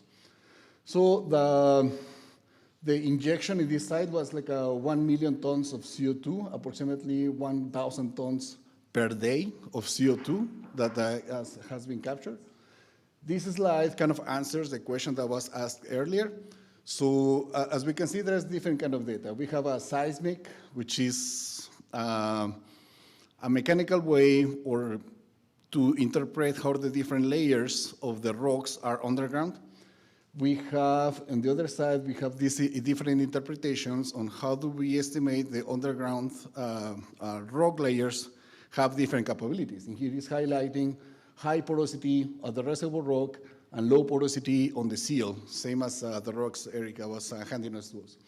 And we can see these vertical lines represent wells at which we are going to be injecting these fluids. So it all started by using one well for characterization. As with time, as the project was evolving, they started drilling different wells to monitor how the plume was extending through the different rocks. And the next slides is just animation starting with the injection well. Is going through the seal rock, is reaching out down to the reservoir rock. And in here I'm highlighting the extent of the aquifers. This is what we don't want to contaminate. And this is year 2012, year 2013, year 2015. And as we can see, the extent of the plume is expanding from the injection site outwards into the reservoir. And these different layers are natural barriers for the CO2 to be contained. 2016, they start the injection in a different well by having different, like a kind of tracers, which is like a unique chemical response material. They can identify the communication between one well and the other one. And all the way down to, this is monitoring 2018. They can see that all the CO2 that has been injected is actually held underground, is not moving upwards. And projection to 2050, this is the plume what they are expecting to look like. So very advanced techniques that Dr. Moodie is going to talk about more in detail, but this is just an example. Another example is in Norway. They have a cement and a power plant, and obviously this is underground, and they are utilizing the depleted oil and gas deposits that were exploited through the years in the North Sea. So they are converting an abandoned oil and gas field that it's proven that the rocks are capable to store fluids over millions of years, and this is what they were planning. The complication of this is like both the cement plant and the power plant are in one side of the peninsula. So they collect it via ship, they transport down to this CO2 collector site, and then here, from this point, they pipe it down to the storage site. So it's a long, difficult logistics that they have to come up with. And anyways, that project is somehow viable. Another example is Sask Power in Canada. So in here we see this is an actual image. We have the turbines, the power plant generation, and this section over here is the capture site. So this is where they are retrieving from the flue gas, they are retrieving the CO2, separating the regular byproducts, which is nitrogen and CO2. They are separating the CO2, and then they are injecting it underground. So it's costly for both the CapEx and OpEx, but again, this is a experimental parts. So again, a summary similar to what Eric presented earlier. We have the power plant. Instead of releasing to atmosphere, they are transporting via a pipe, injecting into underground storage. Second is the transportation. So this slide, what it's telling us is like we have the sources, which is the capture industrial plants, and we have the storage. And in between, there is another key component that is the transport. So this can be either via road, railroad, pipe, ship, as we saw from the various examples, but there's a key component of that. Where we are standing at, so this map from this source, in black, we see the existing lines that we have. So basically across Wyoming, there is a already well-established CO2 network. And from Four Corners area down to the Permian Basin, there is a huge CO2 because they use it over there to produce, to enhance oil recovery. The lines in orange, those are the proposed lines that could be built in order to have a fully established CO2 industry across the states. Again, we don't see anything major in Utah. Why is this? I don't know. But we have a lot of potential to have this reversed, and we need to have the proper elements to make this right. So after this, I'm going to hand the microphone to Dr. Moodie to give more science.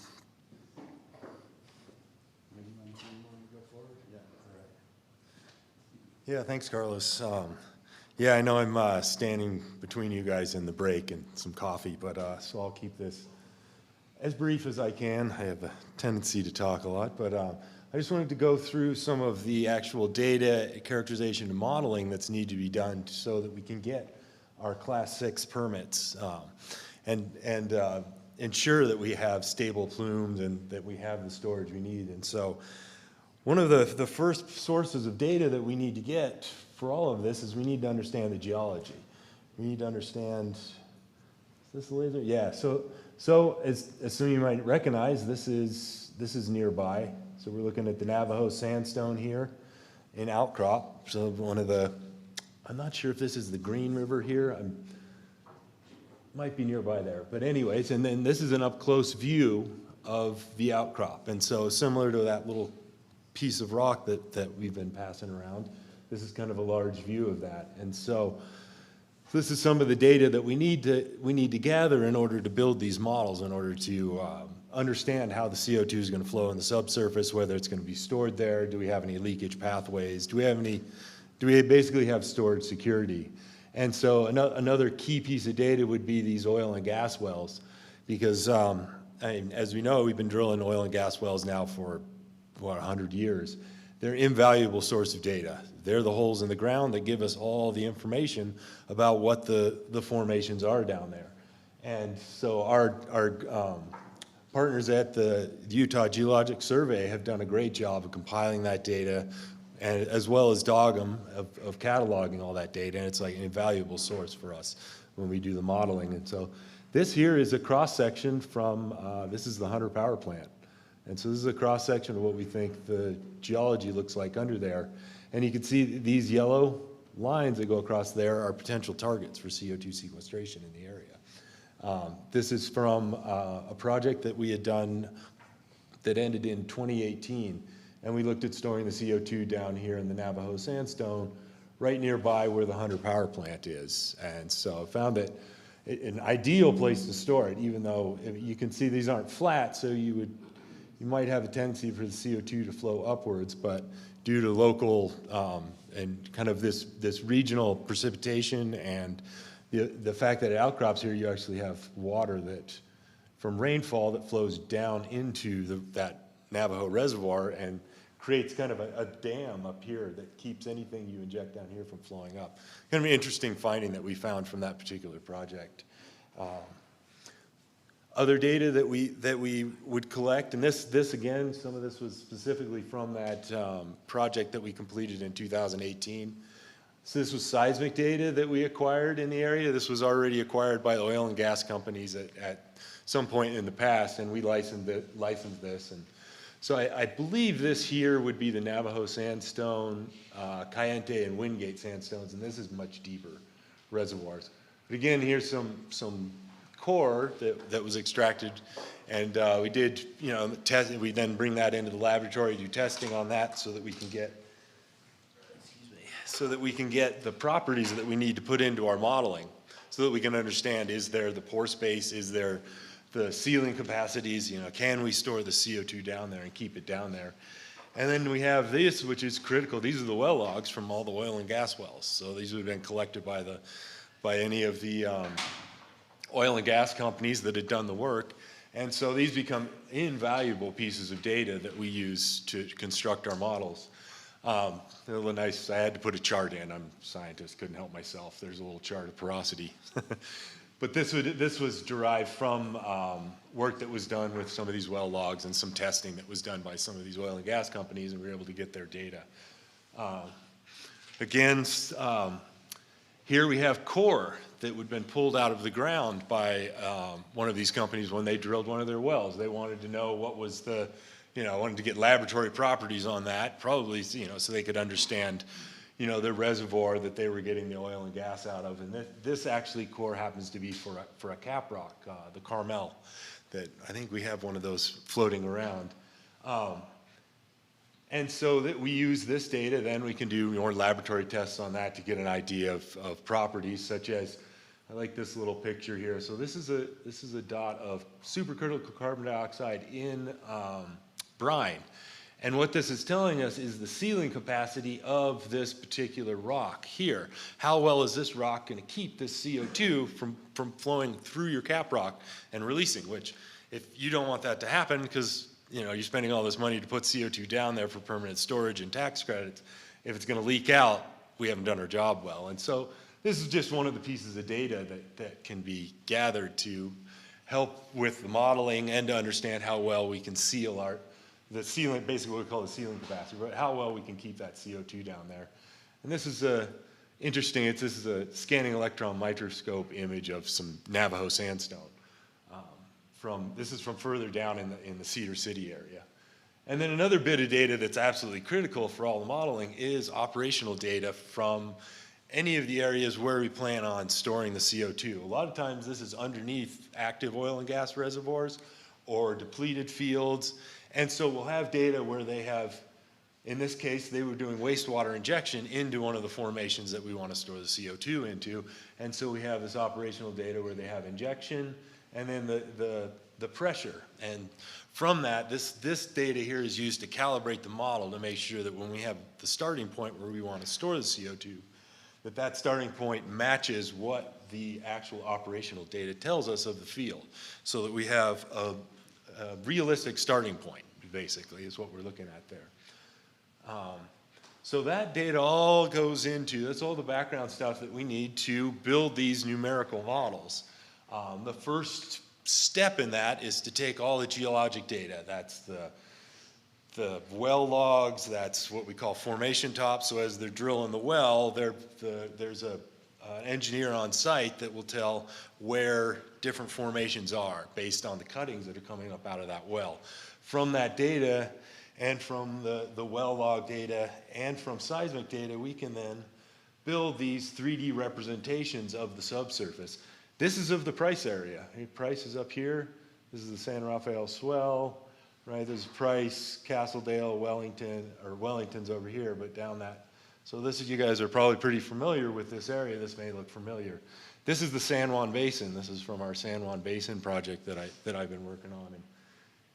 In this case, we built the full, what I call the full stack, where we went from the basement rock, the reservoirs are highlighted here, the reservoirs and seals, and then this blue would be the drinking water aquifers that we identified in the area, which is critical to do for any of our Class 6 applications. We need to know where the drinking water aquifer is, its depth, its extent, so that we can understand the size of the plume when we put the CO2 down there. Are we going to see any leakage?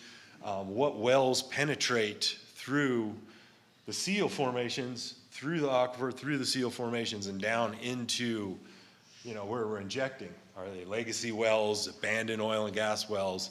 So we need to identify all those, because those are pathways where the CO2 that you would inject into these areas down here may leak to the surface and even contaminate your drinking water aquifer, which we definitely don't want to have happen, especially in the West here, where water is such a big deal. So this needs a big deal that we don't want that. So a little bit of physics. Sorry, I have to put some physics in here. So we've got this, we've got two different rocks here. This Green River Shale is what Eric said. This is a nice seal rock. As you can see, these are the same scale. I think they're on the 1 millimeter. Anyway, so there's no porosity or permeability here. Very good seal. CO2 is not going to flow through this rock. Not to mention the Green River Shale's a couple thousand feet thick too. So I mean, that's a lot of rock for anything to flow through. Here's a really nice storage reservoir. Same scale, you can see there's lots. The blue is the void space between the grains of rock. This is where we would put the CO2. We'd go into that. This Page sandstone, very similar to the Navajo sandstone that we've been passing around. So it looks very, very close to the same. So lots of void space, lots of connected voids. So not only is there holes in the rock to put the CO2, they're connected together so that that CO2 can flow out. That's kind of what we've got here. This is a cap rock. The green is your CO2 plume that you've injected. And so initially it stays in this, what we call the supercritical state, which is similar to a gas, but more denser. And as time, it'll dissolve into this brine in blue and start, these are kind of what we call fingering, but it will become more dense and it will flow downwards into the reservoir. And that's one thing that we call a trapping mechanism. It's a way to trap this CO2 down in the reservoir so that it won't buoyantly flow upwards. Because once it becomes in this, it dissolves into the fluid and starts to descend into the reservoir, it's effectively trapped. Another mechanism is just this cap rock, which we call structural trapping, which is where the cap rock is just a physical barrier, just like the oil and just like over an oil and gas reservoir, that's keeping that down in the subsurface. So, just some of the, I guess, nuts and bolts of how CO2 would react down in the subsurface. And then I wanted to just show, this is what we would actually get out of our simulation models when we run these simulations. And I know this may be a little, so this is the CO2 here, and so we would inject it in here, and as similar as to what, probably that animation that Calos showed previously kind of shows it better, but these are just some of the data that we would see right out of the simulations. And so you're going to have two sets of simulations that you run. You run what we call a history match simulation, where you want to run using historical data. This generally is not with any CO2 injection, but it's to get the model into the point where you have it in a what we would think of as a realistic initial conditions. And then we would run a predictive simulation with the CO2 injection, and then from that we would have an idea, okay, we have these CO2 plumes, they're so big, they're over such a, this is the lateral extent they are, this is how thick they are. And then from that, you would use this data to then go into your Class 6, this is what goes into the Class 6 permitting. And so I thought this was a really interesting slide because this came from work we did in the San Juan Basin for a Class 6 permit for one of our industry partners we were working with. And so what this shows is it's a fairly complicated picture, but you have the CO2 plumes here in the red injected, and they were injecting a large amount. It was 110 million tons or something like that over 30 years. So it was very high injection. I think it was 6 million tons a year. So large injections, we had two sites. But what I wanted to point out is this area here in light green is what was referred to as the AOR, what we call the area review, and that is the pressure plume that we need to identify for the Class 6 permit. And why that's important is because within this pressure plume, the pressure's high enough that if you had an open conduit between your reservoir down here and your drinking water aquifer above it, it would force the reservoir fluid up that open conduit and contaminate your reservoir. And so you need to identify this. This is critical to identify for Class 6 permitting. And so this is where the modeling is critical, is that's really the only way that you can identify this area is through numerical modeling. And then what you would do is then you would identify all the wells within this area and any other features such as faults that may be there or other conductive pathways that would go from the subsurface up to your drinking water aquifer. And then you would characterize those, list those, and there's a whole set of rules from the EPA that you would have to follow to identify them and make sure that they don't lead to any drinking water contamination. So I have one last slide. I just wanted to put out that some of the opportunity in this area for CCS that came out of this project that we did in 2018. And it's that this area along between the Hunter Power Plant, Farron, Castledale, and up to Price and Wellington has a phenomenal amount of storage potential in the Navajo sandstone. And this is the result of a simulation where I had simulated injecting all of Utah's point source emissions over 100 years and was able to easily, without almost any overlap in CO2 plumes and just using existing wells in the area, was able to store, basically, if we could capture all of Utah's point sources from our cement plants, petroleum, the major power plants and such, that we could store it just along this area without going anywhere else in the state. Now, that's not necessarily feasible, but it was more of an academic type of exercise, but it did show the potential in this area to store incredibly large volumes. And this is over 1 billion tons of CO2 that was injected over 100 years. So I'll leave that and thank everyone for their time. And I think we go to snacks after this, right?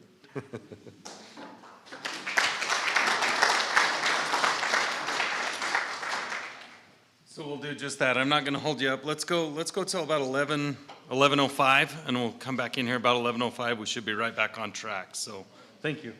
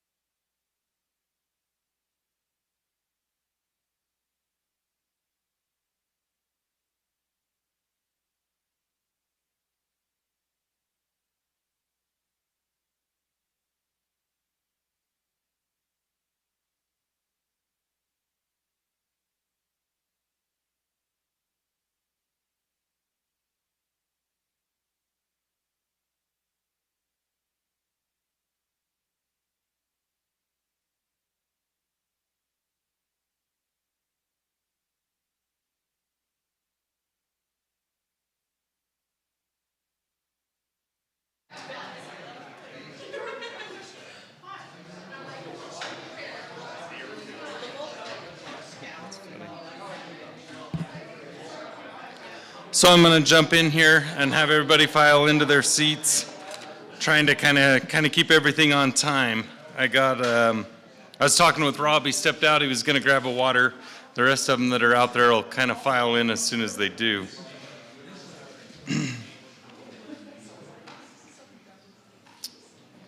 Now I lost him. There he is.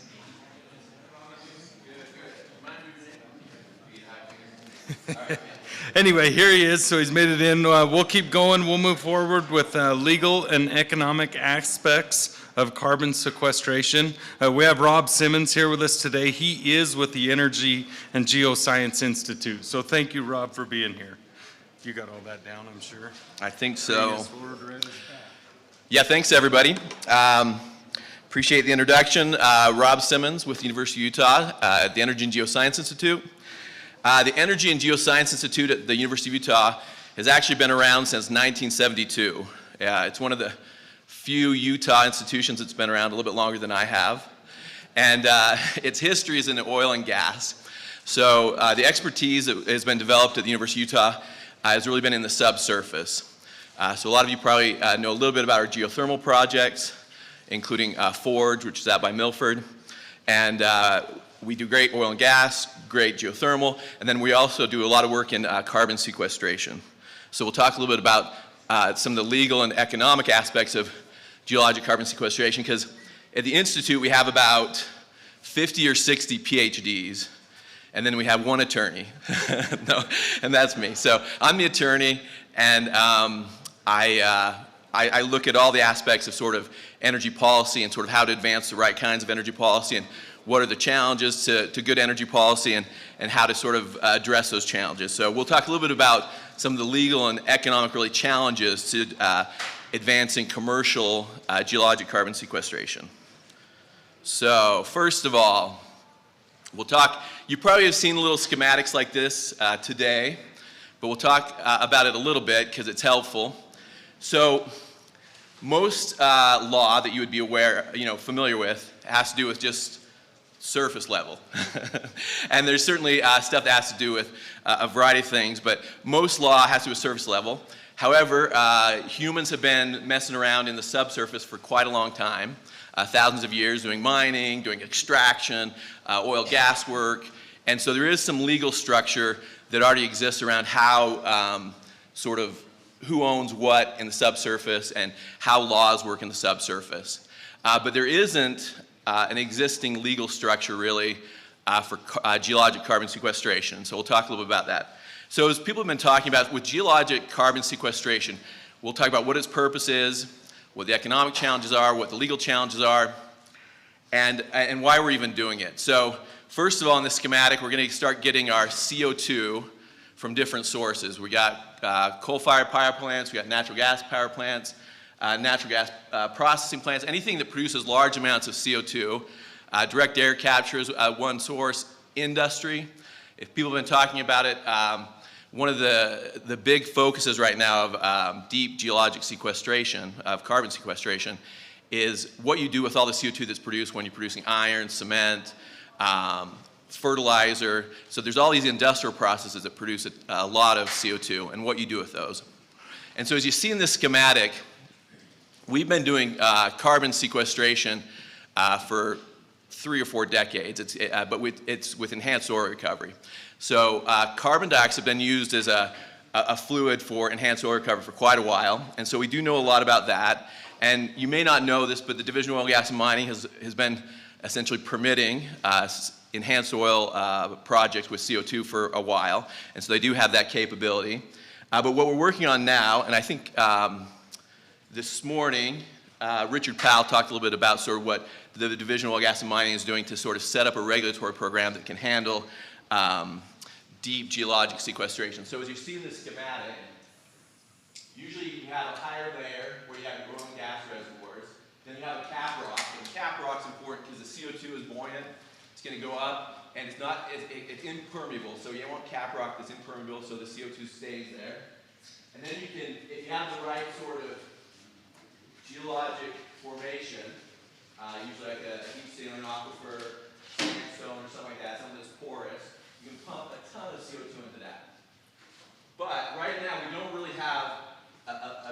legal and economic structure to facilitate the commercial development of these types of wells. And so we'll talk a little bit about that and how we can overcome those challenges. All right. So, the U.S. Environmental Protection Agency, they've taken sort of their crack at sort of how you would permit these types of geologic carbon sequestration wells. And I put on this yikes, and we don't have to go through all of this, but this is just a little taste of how complex the permitting and regulatory scheme that the U.S. Environmental Protection Agency came up with to try to address these issues of how you would inject, millions of tons of CO2 into the deep subsurface, usually below your oil and gas producing layers. So what they used as far as legal authority was in 1974, and just to give that a little context, that's the year I was born in, and as you can tell, I'm old, and so probably you shouldn't be basing sort of current regulatory schemes on laws that were put in place back in 1974, but we'll leave that there. But so they used as their sort of legal authority, in 1974 there was the Safe Drinking Water Act. The Safe Drinking Water Act, as you can imagine from the title, has one major focus. That focus is to protect sources of drinking water. We want to make sure we have safe sources of drinking water for everyone, including underground sources of drinking water, aquifers and stuff that we use for drinking water. And so that was the main focus. At the time, they didn't contemplate, this deep geologic sequestration, but they thought, yeah, we need to put in place laws that will help protect all of our sources of drinking water.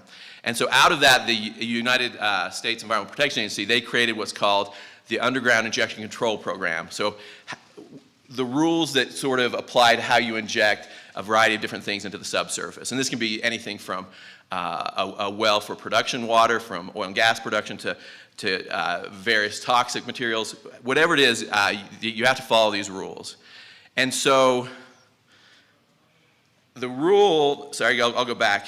The rule that the EPA finalized for geologic sequestration of CO2 was finalized in 2010 because they made it, and what happened, and I don't have anything necessarily against the people who put the rule together, but I think what happened is they looked at all the things they wish they had done when they were creating these rules and permitting kind of procedures for other types of wells.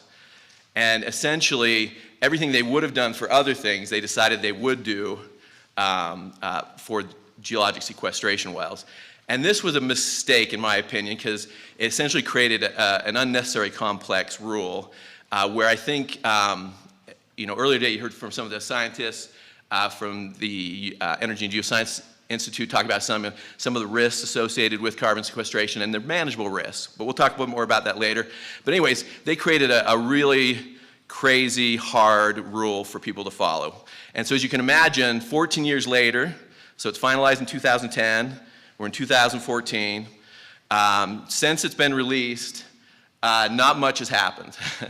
So this is a little bit higher now because there are, as states, so as Richard Powell was probably talking about, as states like Utah acquire the permitting authority from the EPA to set up our own permitting programs, things will speed up. And so states that have already done that, like Louisiana and Wyoming, they have a lot of permit applications sort of in the queue. But right now, as far as the EPA is concerned, they've issued just 6 Class 6 permits, and only 2 of those permits actually led to an operating injection well. And so then the question is if you got 14 years to set up this stuff, why isn't industry taking advantage of it? Why is it just the EPA's rules too complex, or is there other issues? And the answer is, yeah, there's other issues. So if you want to commercialize any type of technology, you're going to have 3 things. It has to be technically feasible. And so this morning you heard from scientists from the University of Utah's Energy and Geoscience Institute talk about, hey, deep geologic sequestration of CO2 is technically feasible. So we have that. There doesn't seem to be any major technological challenges. We can do this. But then you get to economics, and the economics is very expensive. And there's no reason to do it except for the idea that CO2, as it sort of enters the atmosphere, creates a global warming effect, and that we want to regulate that CO2, and that CO2 is better put into the ground and held in the ground, so it doesn't get in the atmosphere. But other than that, it's just a cost. So for example, if you take away global warming, and you're just saying, hey, why would you do carbon sequestration? You wouldn't. There's no way that anybody would, it wouldn't make any sense to take all the CO2 and to compress it and inject millions of tons into the subsurface and hold it there and deal with all the risks that involves. However, the best science we have says that the CO2 concentrations in the atmosphere are getting to the point that they're dangerous. They're already causing a lot of problems, and that the greenhouse gas effect is getting more acute, and that we're going to have more serious environmental impacts. And so that's the reason why the EPA has moved forward and said, hey, we're going to try to regulate this. But we're also going to talk about some legal challenges, because the Environmental Protection Agency is an agency that deals with a certain amount of things, you know, regulating certain rules and enforcing certain statutes, but they're not necessarily good at legal stuff. And so we'll talk about some of the legal challenges as well. And then I also want to get to, and I'm watching my time, but I want to get to sort of what some of the solutions Utah's come up with. So one of the things that I've done at the Energy and Geoscience Institute is work with some of our legislators and come up with some legislation that's been passed here in the state of Utah that creates a great framework for, I think, solving a lot of these problems, and then also handing off a lot of the problems to the Division of Oil, Gas, and Mining for them to solve. So, all right, so let's talk a little bit of law. So we'll talk about property rights. And this is sort of the major legal concepts that help govern sort of the subsurface, essentially subsurface law. And so in the United States and in Utah, we follow more or less a property rights system that's based on British common law. And so I won't try the Latin, but there's a Latin phrase that is sort of the beginning point for most property law, especially the subsurface. And it's a Latin for whoever's is the soil, it is theirs all the way to heaven and all the way to hell. So if you own the surface rights, and you have the property rights for the surface in the U.S., generally you own everything up to heaven and everything down to hell. Now, of course, defining where heaven and hell is you know, hasn't been fully sort of defined. So that's always an issue. But in the subsurface, it's always been you own everything below your feet. If it's your property rights, you go all the way down, unless it's been severed. And so if you've given away some of your property rights, for example, for mineral rights, then those property rights would have been severed. But without sort of a property rights severance, you own everything. And so we'll talk a little bit about that, but that's sort of the starting point for property rights in the subsurface. And another thing that's important to understand is mineral rights. So it's true that we have hundreds, if not thousands of years of law that's coming out of British common law, and also our law that deals with sort of how oil and gas production, how mineral extraction, how the laws around those extractive activities is sort of managed. But it's important to understand that mineral rights came out of British common law's rules around hunting.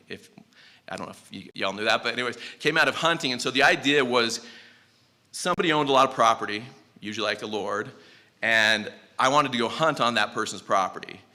I didn't want to have a permanent sort of ownership right in the person's property. I just wanted to go and get an animal, kill it, bring it back, and then use it for whatever I wanted to use it for. And so you created essentially these rights to go on someone's property for however long it took to get a deer or to get some kind of animal, take the animal back, you sort of captured it, it's become part of your possessions, and then you walk away, and the property owner has not given up any of their property rights. They've given up an animal that was running around on their property that may or may not have stayed on their property. So mineral rights was based on this. When you have a mineral right, it's the right to go down and sort of explore for and capture specific minerals, whether it's oil, gas, coal, and you have a certain amount of time to do it, and you go down and you do all you can to get all the sort of oil and gas out of the ground you can. But once you've gotten everything you can out, you don't own a permanent sort of property right in that subsurface. And so that created a little bit of an issue for geologic carbon sequestration, because in geologic carbon sequestration, you're actually injecting millions of tons of CO2 and leaving it there permanently in geologic formations that will hold it. And so that's different. And so I'll talk to you a little about some of the solutions that we've come up for that. And then there's also the issue of, I think on here it's called storage wars, but there's a difference in law between, let's say someone has a storage facility. You own the storage facility, but you don't necessarily own what's put into the storage facility. So some kind of customer or whatever will come along and say, hey, I want to put, whatever kind of stuff into the storage facility. The person who owns the stuff still owns the stuff when it's in the storage facility. And then the storage facility is still owned by somebody else. This is somewhat true of how the law is sort of developing around carbon sequestration. So as you inject all these millions of tons of CO2 into the subsurface, somebody owns essentially the subsurface. And it starts with the surface, whoever owns the surface rights. But in the subsurface, somebody owns sort of the pore space. And the pore space is just that. It's space that you can squeeze CO2 into. So in all the minerals and all the rocks, in these deep saline aquifers, there's space where you can inject the CO2 into, and it'll kind of stay there, but this spreads out in weird ways. But somebody owns the CO2, because that's the stuff, and then somebody owns the pore space. Okay. And then also, just as a final note, that heaven to hell rule that I talked about obviously has to evolve with societal needs and just sort of societal reality. So, for example, like when a plane flies over somebody's property here, maybe someone has a ranch, you can't sue for trespass. The law has sort of developed so that planes at certain heights and stuff can fly over your property. They can't sort of go too low, and then that is trespass. But they can stay at a certain height. And my guess is the subsurface world, in terms of the legal structures around carbon sequestration developed, you'll see a lot of that. You'll see sort of the development of sort of new concepts and new ways of sort of managing the subsurface. And the same thing happened with oil and gas. All right. So, but property rights isn't a hard, necessary issue. As I mentioned, you really just say, okay, the surface owner owns the pore space, owns the subsurface rights, and that's the starting point. If they want to sell it to somebody, they can sell it to somebody. But the big issue really is liability. That's the one that's going to hold back the commercial development of geologic sequestration of CO2. So the first issue with liability, you inject 1 million tons or so of CO2 in the ground. You're going to do it under pressure. It's going to pressurize the formation. And then something happens. Something sort of, some harm is kind of, there's an earthquake or some other sort of harmful thing happens. Water is contaminated. How do you know if it was the CO2 that was injected? Because creating that sort of causal connection is crucial in law. And so the problem right now is those causal connections haven't all been fully defined. And if you don't have defined risk, then nobody will insure that risk. And so if you want to think about what the development of a commercial sort of world would be for carbon sequestration, think of insurance policies. So right now, if you own a car, you have to have it insured. You don't have to have your damage to your own car insured, but the government requires it to be insured so that if you hit somebody else and you cause problems to somebody else, that you have at least some amount of insurance to compensate that person for whatever you did to their car or to them physically. So same thing. Once you we haven't defined all the risks yet with carbon sequestration, and until you define the risk, you can't really have insurance products. There are insurance companies, global insurance companies, that are looking at insuring essentially carbon sequestration projects like Zurich. But you have to get all these things defined so that essentially you have insurance that you could go buy just like you would anywhere else. That hasn't happened because, again, we're still working through a lot of the causal connections. And so down at the bottom, the role of the state and federal government isn't necessarily to be the permanent sort of coverage person for liability around carbon sequestration. What you want the government to be doing is just creating a bridge so that we can get to the point where people can just go out, buy insurance, there'll be actuaries, there'll be people crunching numbers, they'll know sort of roughly what the risks are for different injection spots. But until then, there is an important role for government. All right. So as we've been talking about carbon sequestration, and this is massive amounts of CO2 being injected, it obviously is very expensive. There's legal risks, liability, there's a whole bunch of unknowns. And so then there's this question of why would somebody do it? And the answer is only with carrots and sticks. And so the federal government has rolled out a whole bunch of incentives, the carrots, to try to get people to invest in commercial carbon sequestration. And these right now are the 45Q tax credits. 45Q just refers to parts of the US tax code. And in those, you actually get quite a big credit. So if you are sequestering carbon through enhanced oil recovery, you can get $60 a ton, a metric ton, and $85 a metric ton if you do deep geologic sequestration. And so these are massive, I mean, those are big numbers. And the numbers aren't just sort of pulled, out of the sky. When you look at the range of costs for carbon sequestration, it ranges from $15 to $20 all the way up to $120 a ton. And so they're coming kind of in the middle saying, hey, we're gonna give you an incentive that will allow you to essentially do the types of carbon sequestration that are on the cheaper side. On the more expensive side, we're not there quite yet. Although they are creating larger incentives, and they have large incentives in place for more sort of reach technologies like direct air capture. But we'll talk about that later. And then also, the federal government, U.S. Environmental Protection Agency, really wants to get into the stick business. And so that's what they like to do. I mean, they're regulators, and so they obviously think that their regulations are important to sort of advancing important goals of the country, in this case, reducing CO2 emissions that enter the atmosphere. And so they have finalized a rule that would require carbon capture and sequestration technology on all fossil generating units, so natural gas, coal, by 2032. This has been around for a while in terms of how they're thinking about it. There's what's called the best systems of emissions reductions. And if industry identifies that there's a best systems of emissions reduction, then the EPA feels they have the right to regulate using that best systems of emissions reduction. So they've decided that industry has been telling them that carbon capture and sequestration is one of the best ways to reduce carbon emissions. And the EPA is saying, okay, we'll set this rule in place. Just so, we don't have time probably to talk about it today, but just so you all know, because of some recent decisions in the Supreme Court, which I personally agree with, that just say, hey, regulatory agencies really do need more explicit authority from Congress, because they're the elected officials. We have Representative Watkins here, and she's an elected official, and so elected officials should have really the say in law, especially costly law. And so the Supreme Court said, hey, for these regulations, we really do need some explicit authority from Congress. And not necessarily Congress from 1974, which was the legal authority that the EPA is operating under, but explicit authority.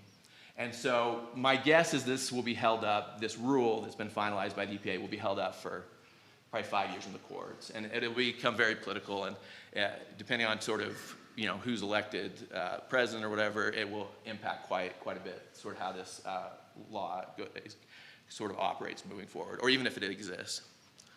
Okay, so, check my time.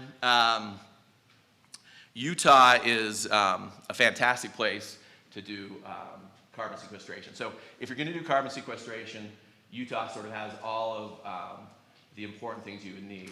We've got, if you look at this map shows sort of where in Utah there is sort of an estimated subsurface capacity to take enormous amounts of carbon dioxide and to store it in these deep geologic formations. And so the darker the color, the greater the resource, and you get up to essentially hundreds of millions of tons of CO2 that have been identified in different formations that those formations could hold hundreds of millions of tons of CO2.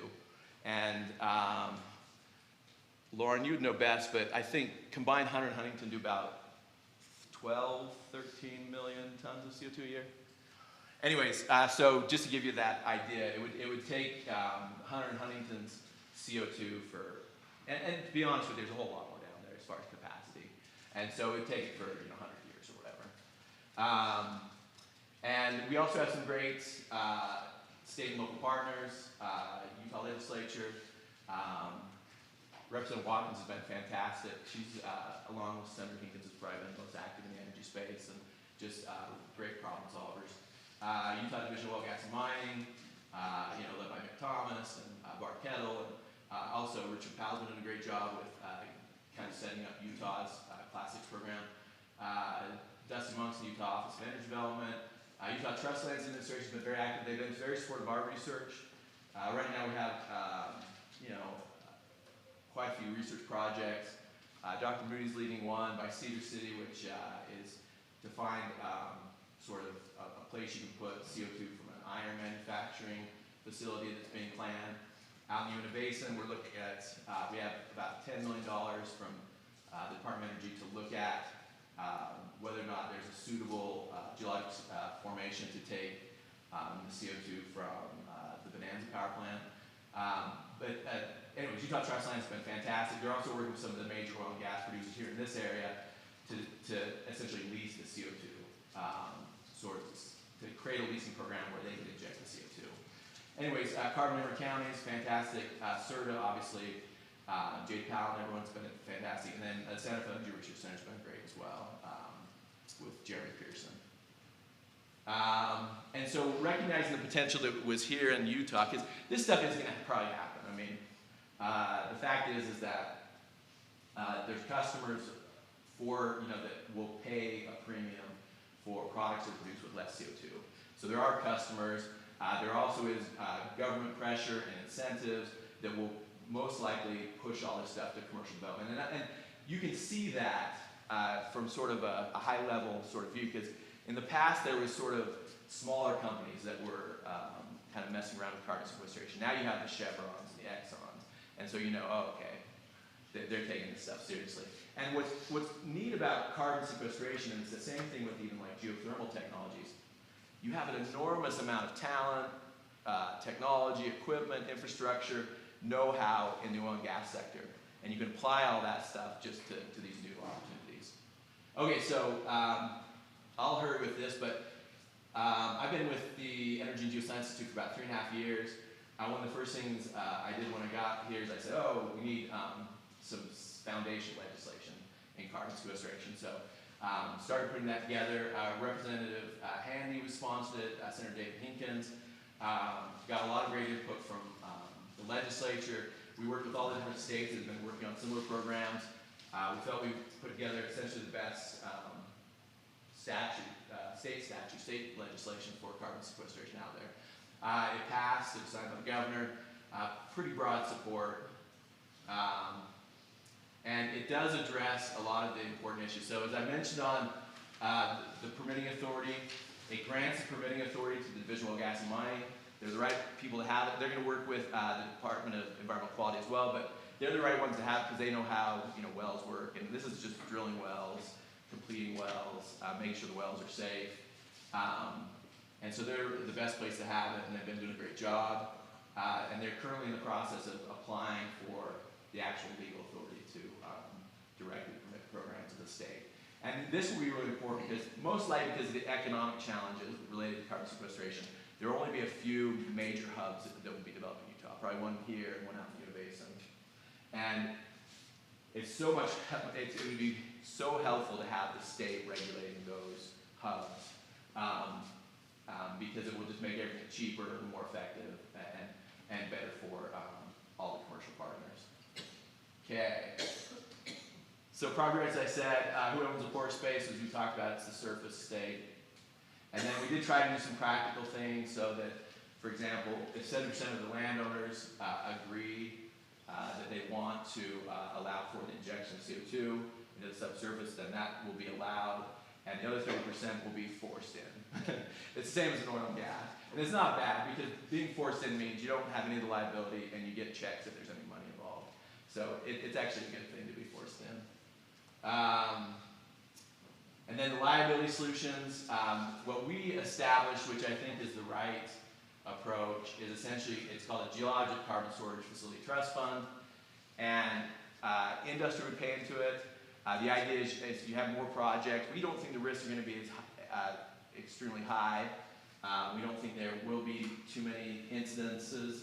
We think that the risk will be similar to oil and gas activities. And so as industry pays like on a per ton basis, so for every ton injected in the ground, pays into this carbon storage facility trust fund, it will build up sort of the ability for industry to operate pretty freely and not have to worry so much about liability, because this will cover liability, and then anything that sort of overflows it will go to the state. So if you have questions about that, Representative Watkins, I don't want to hide that from anyone. Anything that kind of pours over the Geologic Storage Facility Trust Fund, long term, not short term. Short term will have the same requirements that the Division of Oil and Gas money has for, making sure everything is covered in terms of liability. But for long-term liability, there'll be this Geologic Carbon Storage Facility Trust Fund. We think the state will make money on it, but that's essentially the mechanism to solve liability. And then in the current session, or in this last session, 2024's Utah legislative session, we did do an additional bill that really clarified and sort of strengthened the carbon dioxide storage fund. And Representative Scott Chu and Senator David Hinkins sponsored that. And then one thing that I've been working on as well, and I think it was on one of these slides, but since the federal government is causing a lot of these problems, we think that they should be a big part of the solution for the liability coverage. And so we will be working with our federal delegation probably after the elections to see if we can pass a federal law that would essentially just be a matching program. So anytime the state puts $1 into a liability trust fund, the feds would match it. And we feel that's really important because, like I said, we wouldn't be doing a lot of this stuff if it weren't for the federal government. And then this is just the primacy, which is the legal authority, and sort of the process they come to the states. And I think Richard Powell gave the best update on that this morning. So with that, there's back to our cool graphic. Any questions? His mouthful. And so I think I'm good to go, right? If no one has any questions? All right. Well, thank you very much. I appreciate your time.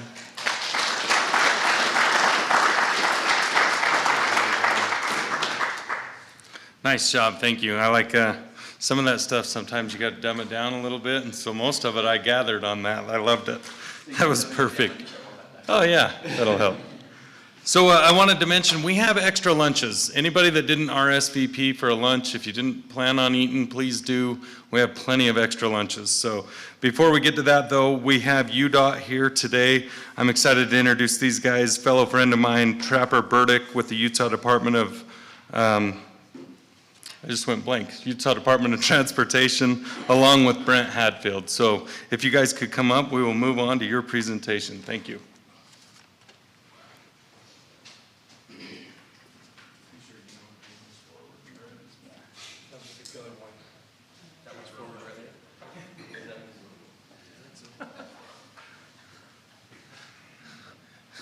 You laugh, it's a handicap. Well, I'll give you good news and bad news. One is that we can go as fast as we want to get you lunch.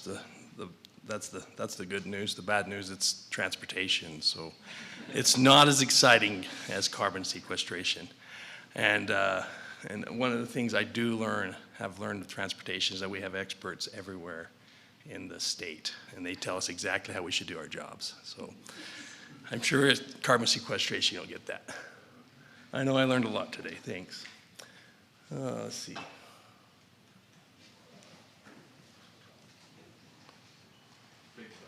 The big button. Oh, let's see. Thanks. Do I point somewhere? That's the right there. There we go. It just takes a minute. No, that's back. Oh man. Oh no. Okay. That way. That's back. Oh, the big button. Gosh, I told you. Anyhow, I got her now. I'll figure it out. Just kind of introduce ourselves. I have 25 years with UDOT. I'm a project manager, and Trapper is a resident engineer. The difference is I kind of do the beginning stuff, and he does the construction stuff. He's been with us for about one year, and he has 16 other years of experience with either Pacific Corp or Spanish Fork City. So I just wanted to put this up. This is our UDOT visions, and the two that I think is important to talk about is keeping Utah moving. So our projects, that's kind of our vision for why we do things. And the second one is our mission to enhance the quality of life through transportation, and we'll talk about that later on with trails. So I'm going to specifically talk about these three subjects: 191, Highway 6, and trails. If you guys want to know anything else, then you can catch me afterwards. But usually those two top ones are the big items within this area because they kind of feed everything we do. So let's go 191. 191, the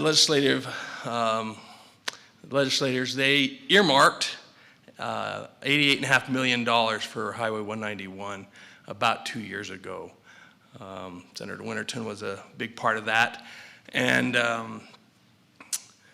we've taken those and split them up into about a 3-year rotation to spend that money.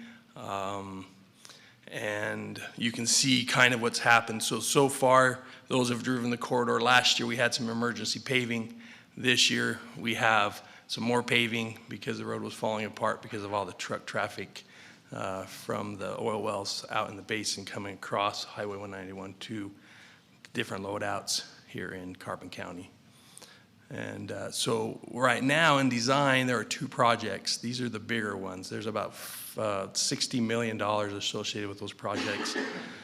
One's going to be, we split it at the summit. One's north of the summit, one's south of the summit, and that one has safety improvements plus pavement, and they're listed right there.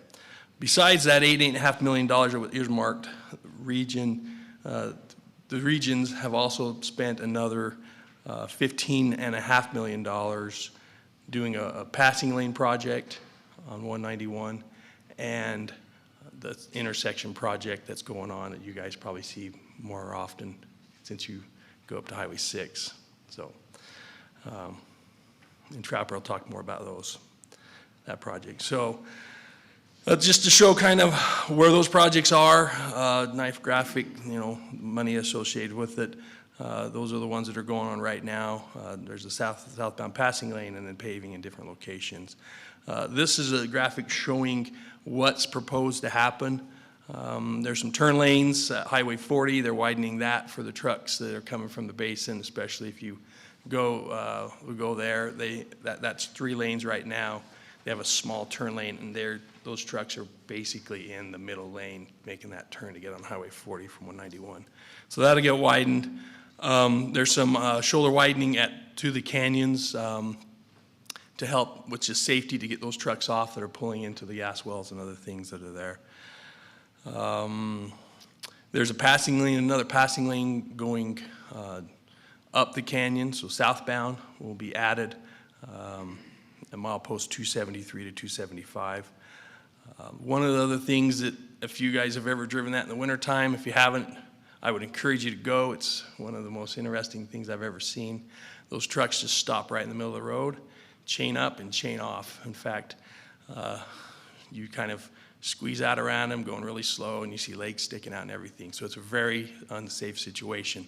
So we are creating 2 chain-off areas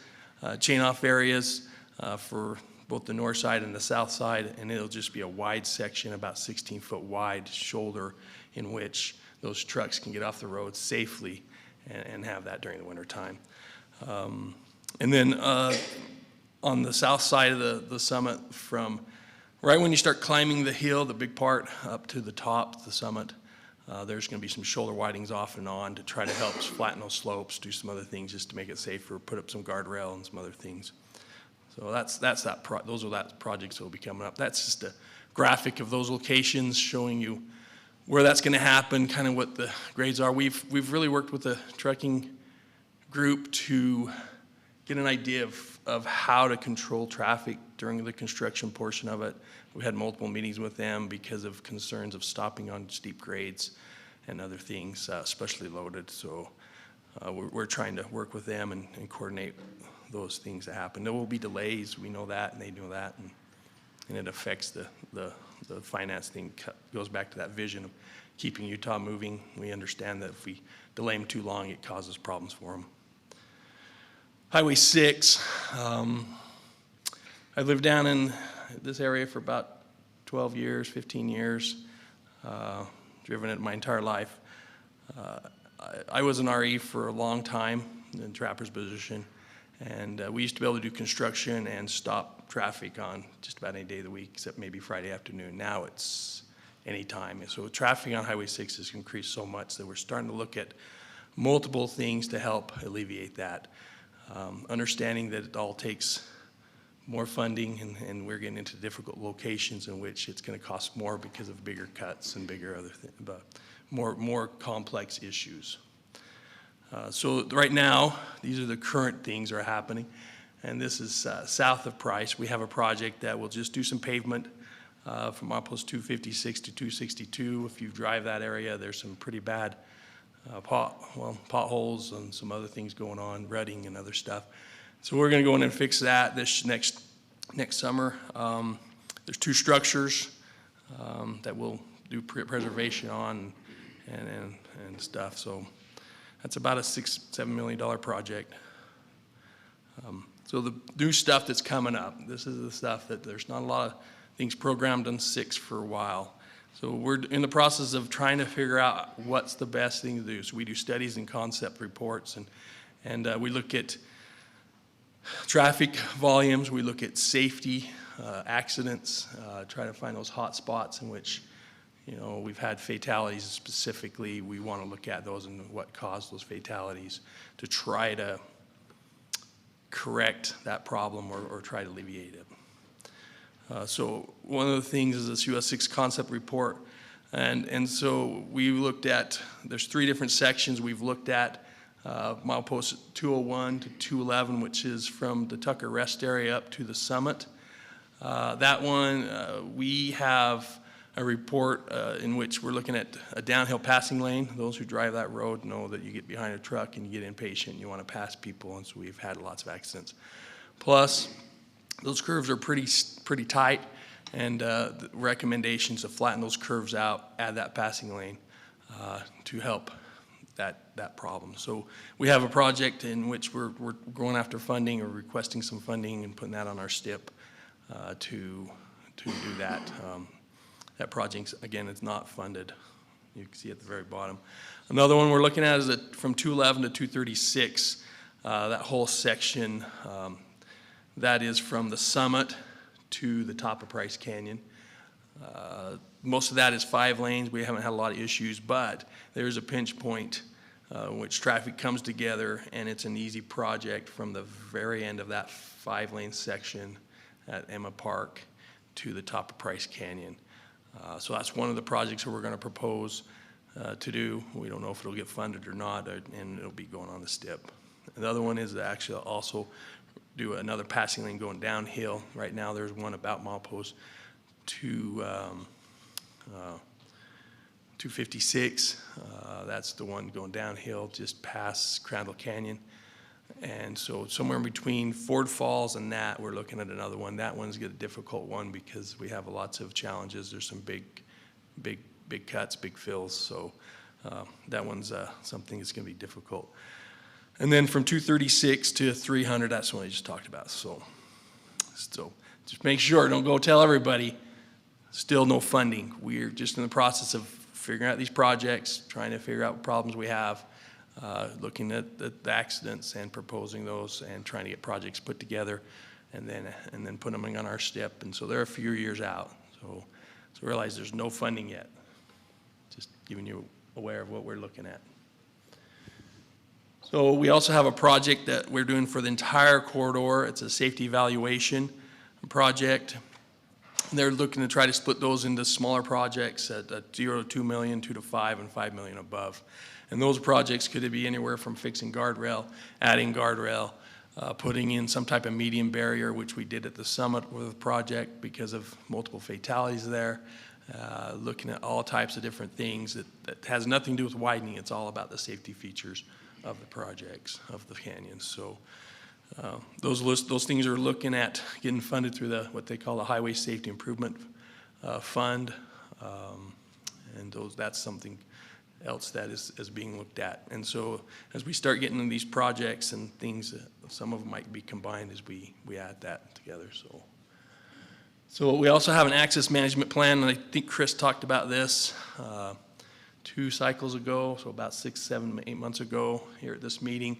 So I'll quickly go over it, and it is something that I think as you start seeing more businesses coming along Highway 6, we have more potential for accidents, and that's one of the things that drives us into trying to fix that. You know, if you go back to our I didn't cover that, but one of our goals is 0 fatalities, accidents, and injuries. So we're really looking at safety as a big part of trying to improve the roadway and everything along where we live. So they have looking in egress and egress, so like with the Maverick, and there's farms there, there's multiple, I think there's 3 RV shops, there's a motorcycle shop. All those now feed a highway that is pretty busy.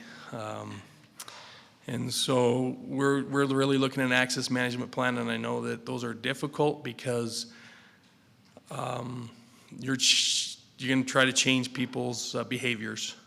Some people might have to go out a little bit out of their way to make it safer for them and their family, and or people that are actually driving Highway 6 with trying to shut down the potential impact areas which are crossing the road. So those are things that we're looking at. We have that in the process. I know that Carbon County is aware of it, and Helper City is aware of it, and they're looking at trying to get at least some things put together for that. Trails. So trails is all about, it's a new thing that's happened. About a year ago, the governor announced that he wanted to try to connect all the trails or build trails. And so what UDOT's role in that is to actually connect the trails. Cities, we're going to work with them in which they build trails within their cities, but we're there to connect those trails together. And so we have 2 specific trails I want to talk about. There's one more if you want to know about it, but it really doesn't affect us as much. But in this area, there's 2 trails. The first one is the carbon feasibility study. This trail is, there's $300,000, and it's not the design of it, it's to look and see where we want to put it. So we're going to look at multiple locations, come up with a location in which it's going to be more, that makes the most sense. Understanding that we want one that's, we don't want it right next to Highway 6. It might be the best spot. We want one in which it enhances that quality of life in which people get out, because it's a mode of transportation, not only for commuting, but also for just quality of life, But that project will connect the Price River Trail to the Helper Trail, if you know where those are. So one's right around Poplar Street, and the one's on First North. So that's a few years out, but the study will be done probably in about 8 months, and then we'll go after funding for the design and construction of that project. One requirement we do have is they are separated, and I'll show you what that means when we talk about our next one. I think it's easiest for the show, but this is kind of a graphic that shows what they kind of look like. They're about 12 foot wide, is what our minimum standard is. So, the second one is a Colorado River Trail gap, and those who are big bikers or just like to go down to Moab and bike or even drive Highway 128. There's a section about milepost 2.3 to 3 that there's no trail, and there's a major trailhead just past milepost 3, and people jump on their bikes and ride it back into Moab, or they go back to their car. And so this trail they go onto the highway. As you can see, the highway is very narrow. It's only about 25, maybe 26 feet wide, so there's no shoulder or anything, so they're basically part of the traffic. In there you see what's existing and where the trail ends. I guess I can use this, where the trail ends right there. But this is what we look at as a separated trail. You have some type of barrier with, it can be guardrail, it could be concrete barrier. It won't be a little curb, it'll be something actually that will stop traffic from getting into that trail. So that's $12.5 million for that project, and it is basically a structure that is 12.5, about 7.7 miles long. And that will be constructed probably in 2025. We're right in the process of getting a designer on board, and they will then design it, and then we'll construct it. So with that said, I'll turn the time over to Trapper. Anything on Red Narrows? Not yet. So that is a different region. So our region boundaries, just to kind of let you know, we're Region 4, which is southern Utah, is the easiest way to say it. Region 3 is Orem, and the boundary is at the Tucker Rest area. So we do know a little bit of what's going on north of that. I know that they have a passing lane that will be going through Sheep Creek to the Red Narrows, and then they're doing the stuff in Spanish Fork right now. There's some other things they're looking at to try to correct some of the issues from I-15 to basically the windmills is the easiest way to say it. I haven't heard anything else about that, but that is Region 3, and so we're not as involved with those things as the stuff on our side. That's why if you start at milepost 201, that's where our region starts. So. Okay. Well, I think it's kind of ironic that I'm going last because I've probably impacted and frustrated several of you in this room without you even knowing it. So hopefully this isn't as painful and kind of just give you a little glimpse of into what we're actually working on and have a better understanding. So the ones we're going to talk about is the US 6 median barrier up there at Soldier Summit, the US 6 Tucker to Soldier Summit rehabilitation, the US 6 and US 191 intersection, and then we have a region culvert program. So as Brent mentioned earlier, there was fatalities that had occurred at this location. The curve going around there, the speeds was a point that was a major safety concern. UDOT recognized it. They put a project together and incredible time to get through the design, the bidding, and awarding to a contractor. And it was 6-8 months, something like that, we were able to get this project. A lot of our projects are, up to 2 years that it takes in this area. The main focus, that median barrier is about 900 feet long, adjusted passing lane through the curve. The funding for that project was $900,000, and we constructed it last September. The current project that if you're driving US 6 often right now, the US 6 one, we actually improved the super elevation through the curve to help the cars navigate the turn. This is kind of what the design laid out was. A lot of you have probably passed and seen it.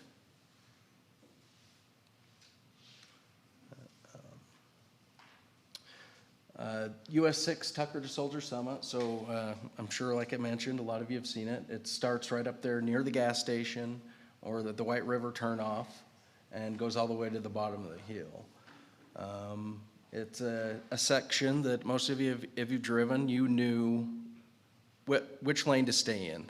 You didn't want to hit the potholes or the heavy rutting, and most of it's due from the truck traffic. The funding for that project was just a little over $11 million. We're planned to install about 52,000 tons of a HMA asphalt. That's a highly modified design. It's newer to UDOT. They think it's going to be a great product that's going to help with rutting and long lasting. As part of the project, we had 120,000 square yards of rotomilling that we completed. We did some sections of 4-inch replacement, and I heard all the compliments about how smooth the ride was when we got finished with that. But when you go thick like that, it's hard to get it smooth. Hopefully, with this 2-inch cap that we're working on now, that the road's pretty smooth, and it turns out to be a great product. We also did the resurfacing of the Galooly Railroad Bridge, and the tough thing about this one was, as you can see on the right here, was we did it all on night shift, so less people were impacted. As you can see here, this is where we did the 4-inch mill, put new material in, try to give us a better road.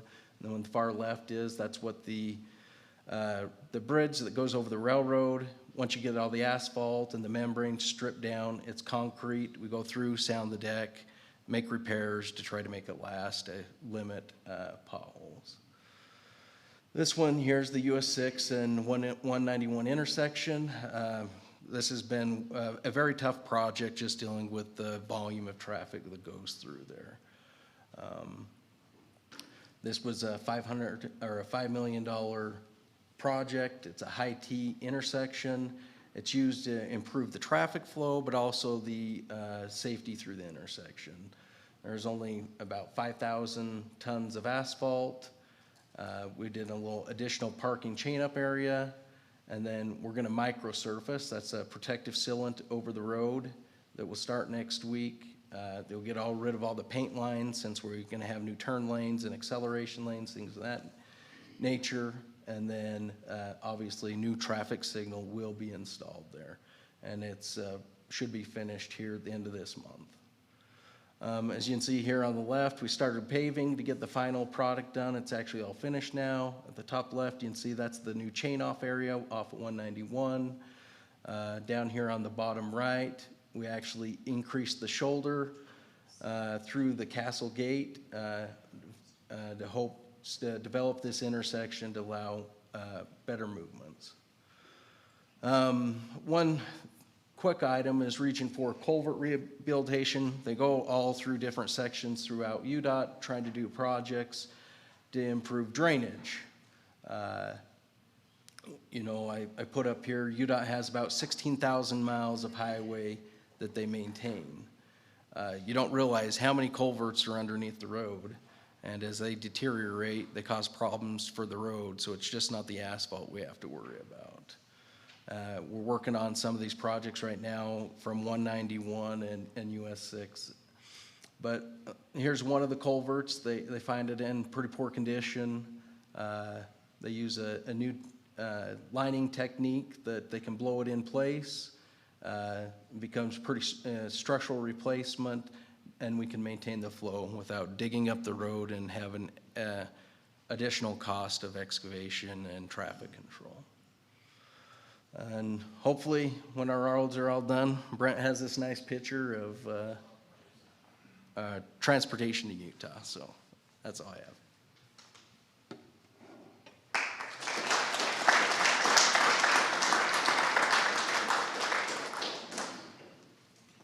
Thank you, guys. Thank you, Trapper and Brent. We appreciate what you guys have brought to us with UDOT. Just a couple final closing things. I want to remind everybody the Uinta Basin Collaborative meeting is on November 21st. Check your emails, watch for those, kind of spread the word. And along with that, the Carbon Emery Collaborative meeting will be December 5th, and we've talked about moving it to Emery County possibly a time or two, and we're still going to look into those avenues. So keep both of those in mind. I want to thank Charlie Redmond. She does so much behind the scenes on all this stuff, so thank you, Charlie. And thank you to Southeastern Utah Regional Development, not only the gorgeous facility that they have, but being a partner with us as well. So they also do the morning snacks. So anyway, with that, that's all we have for today. Feel free to grab your lunches, and I mentioned there's extra lunches. Everybody please eat, and you're welcome to come back in here and sit down at the tables and carry on with your conversations in here while you have your lunch.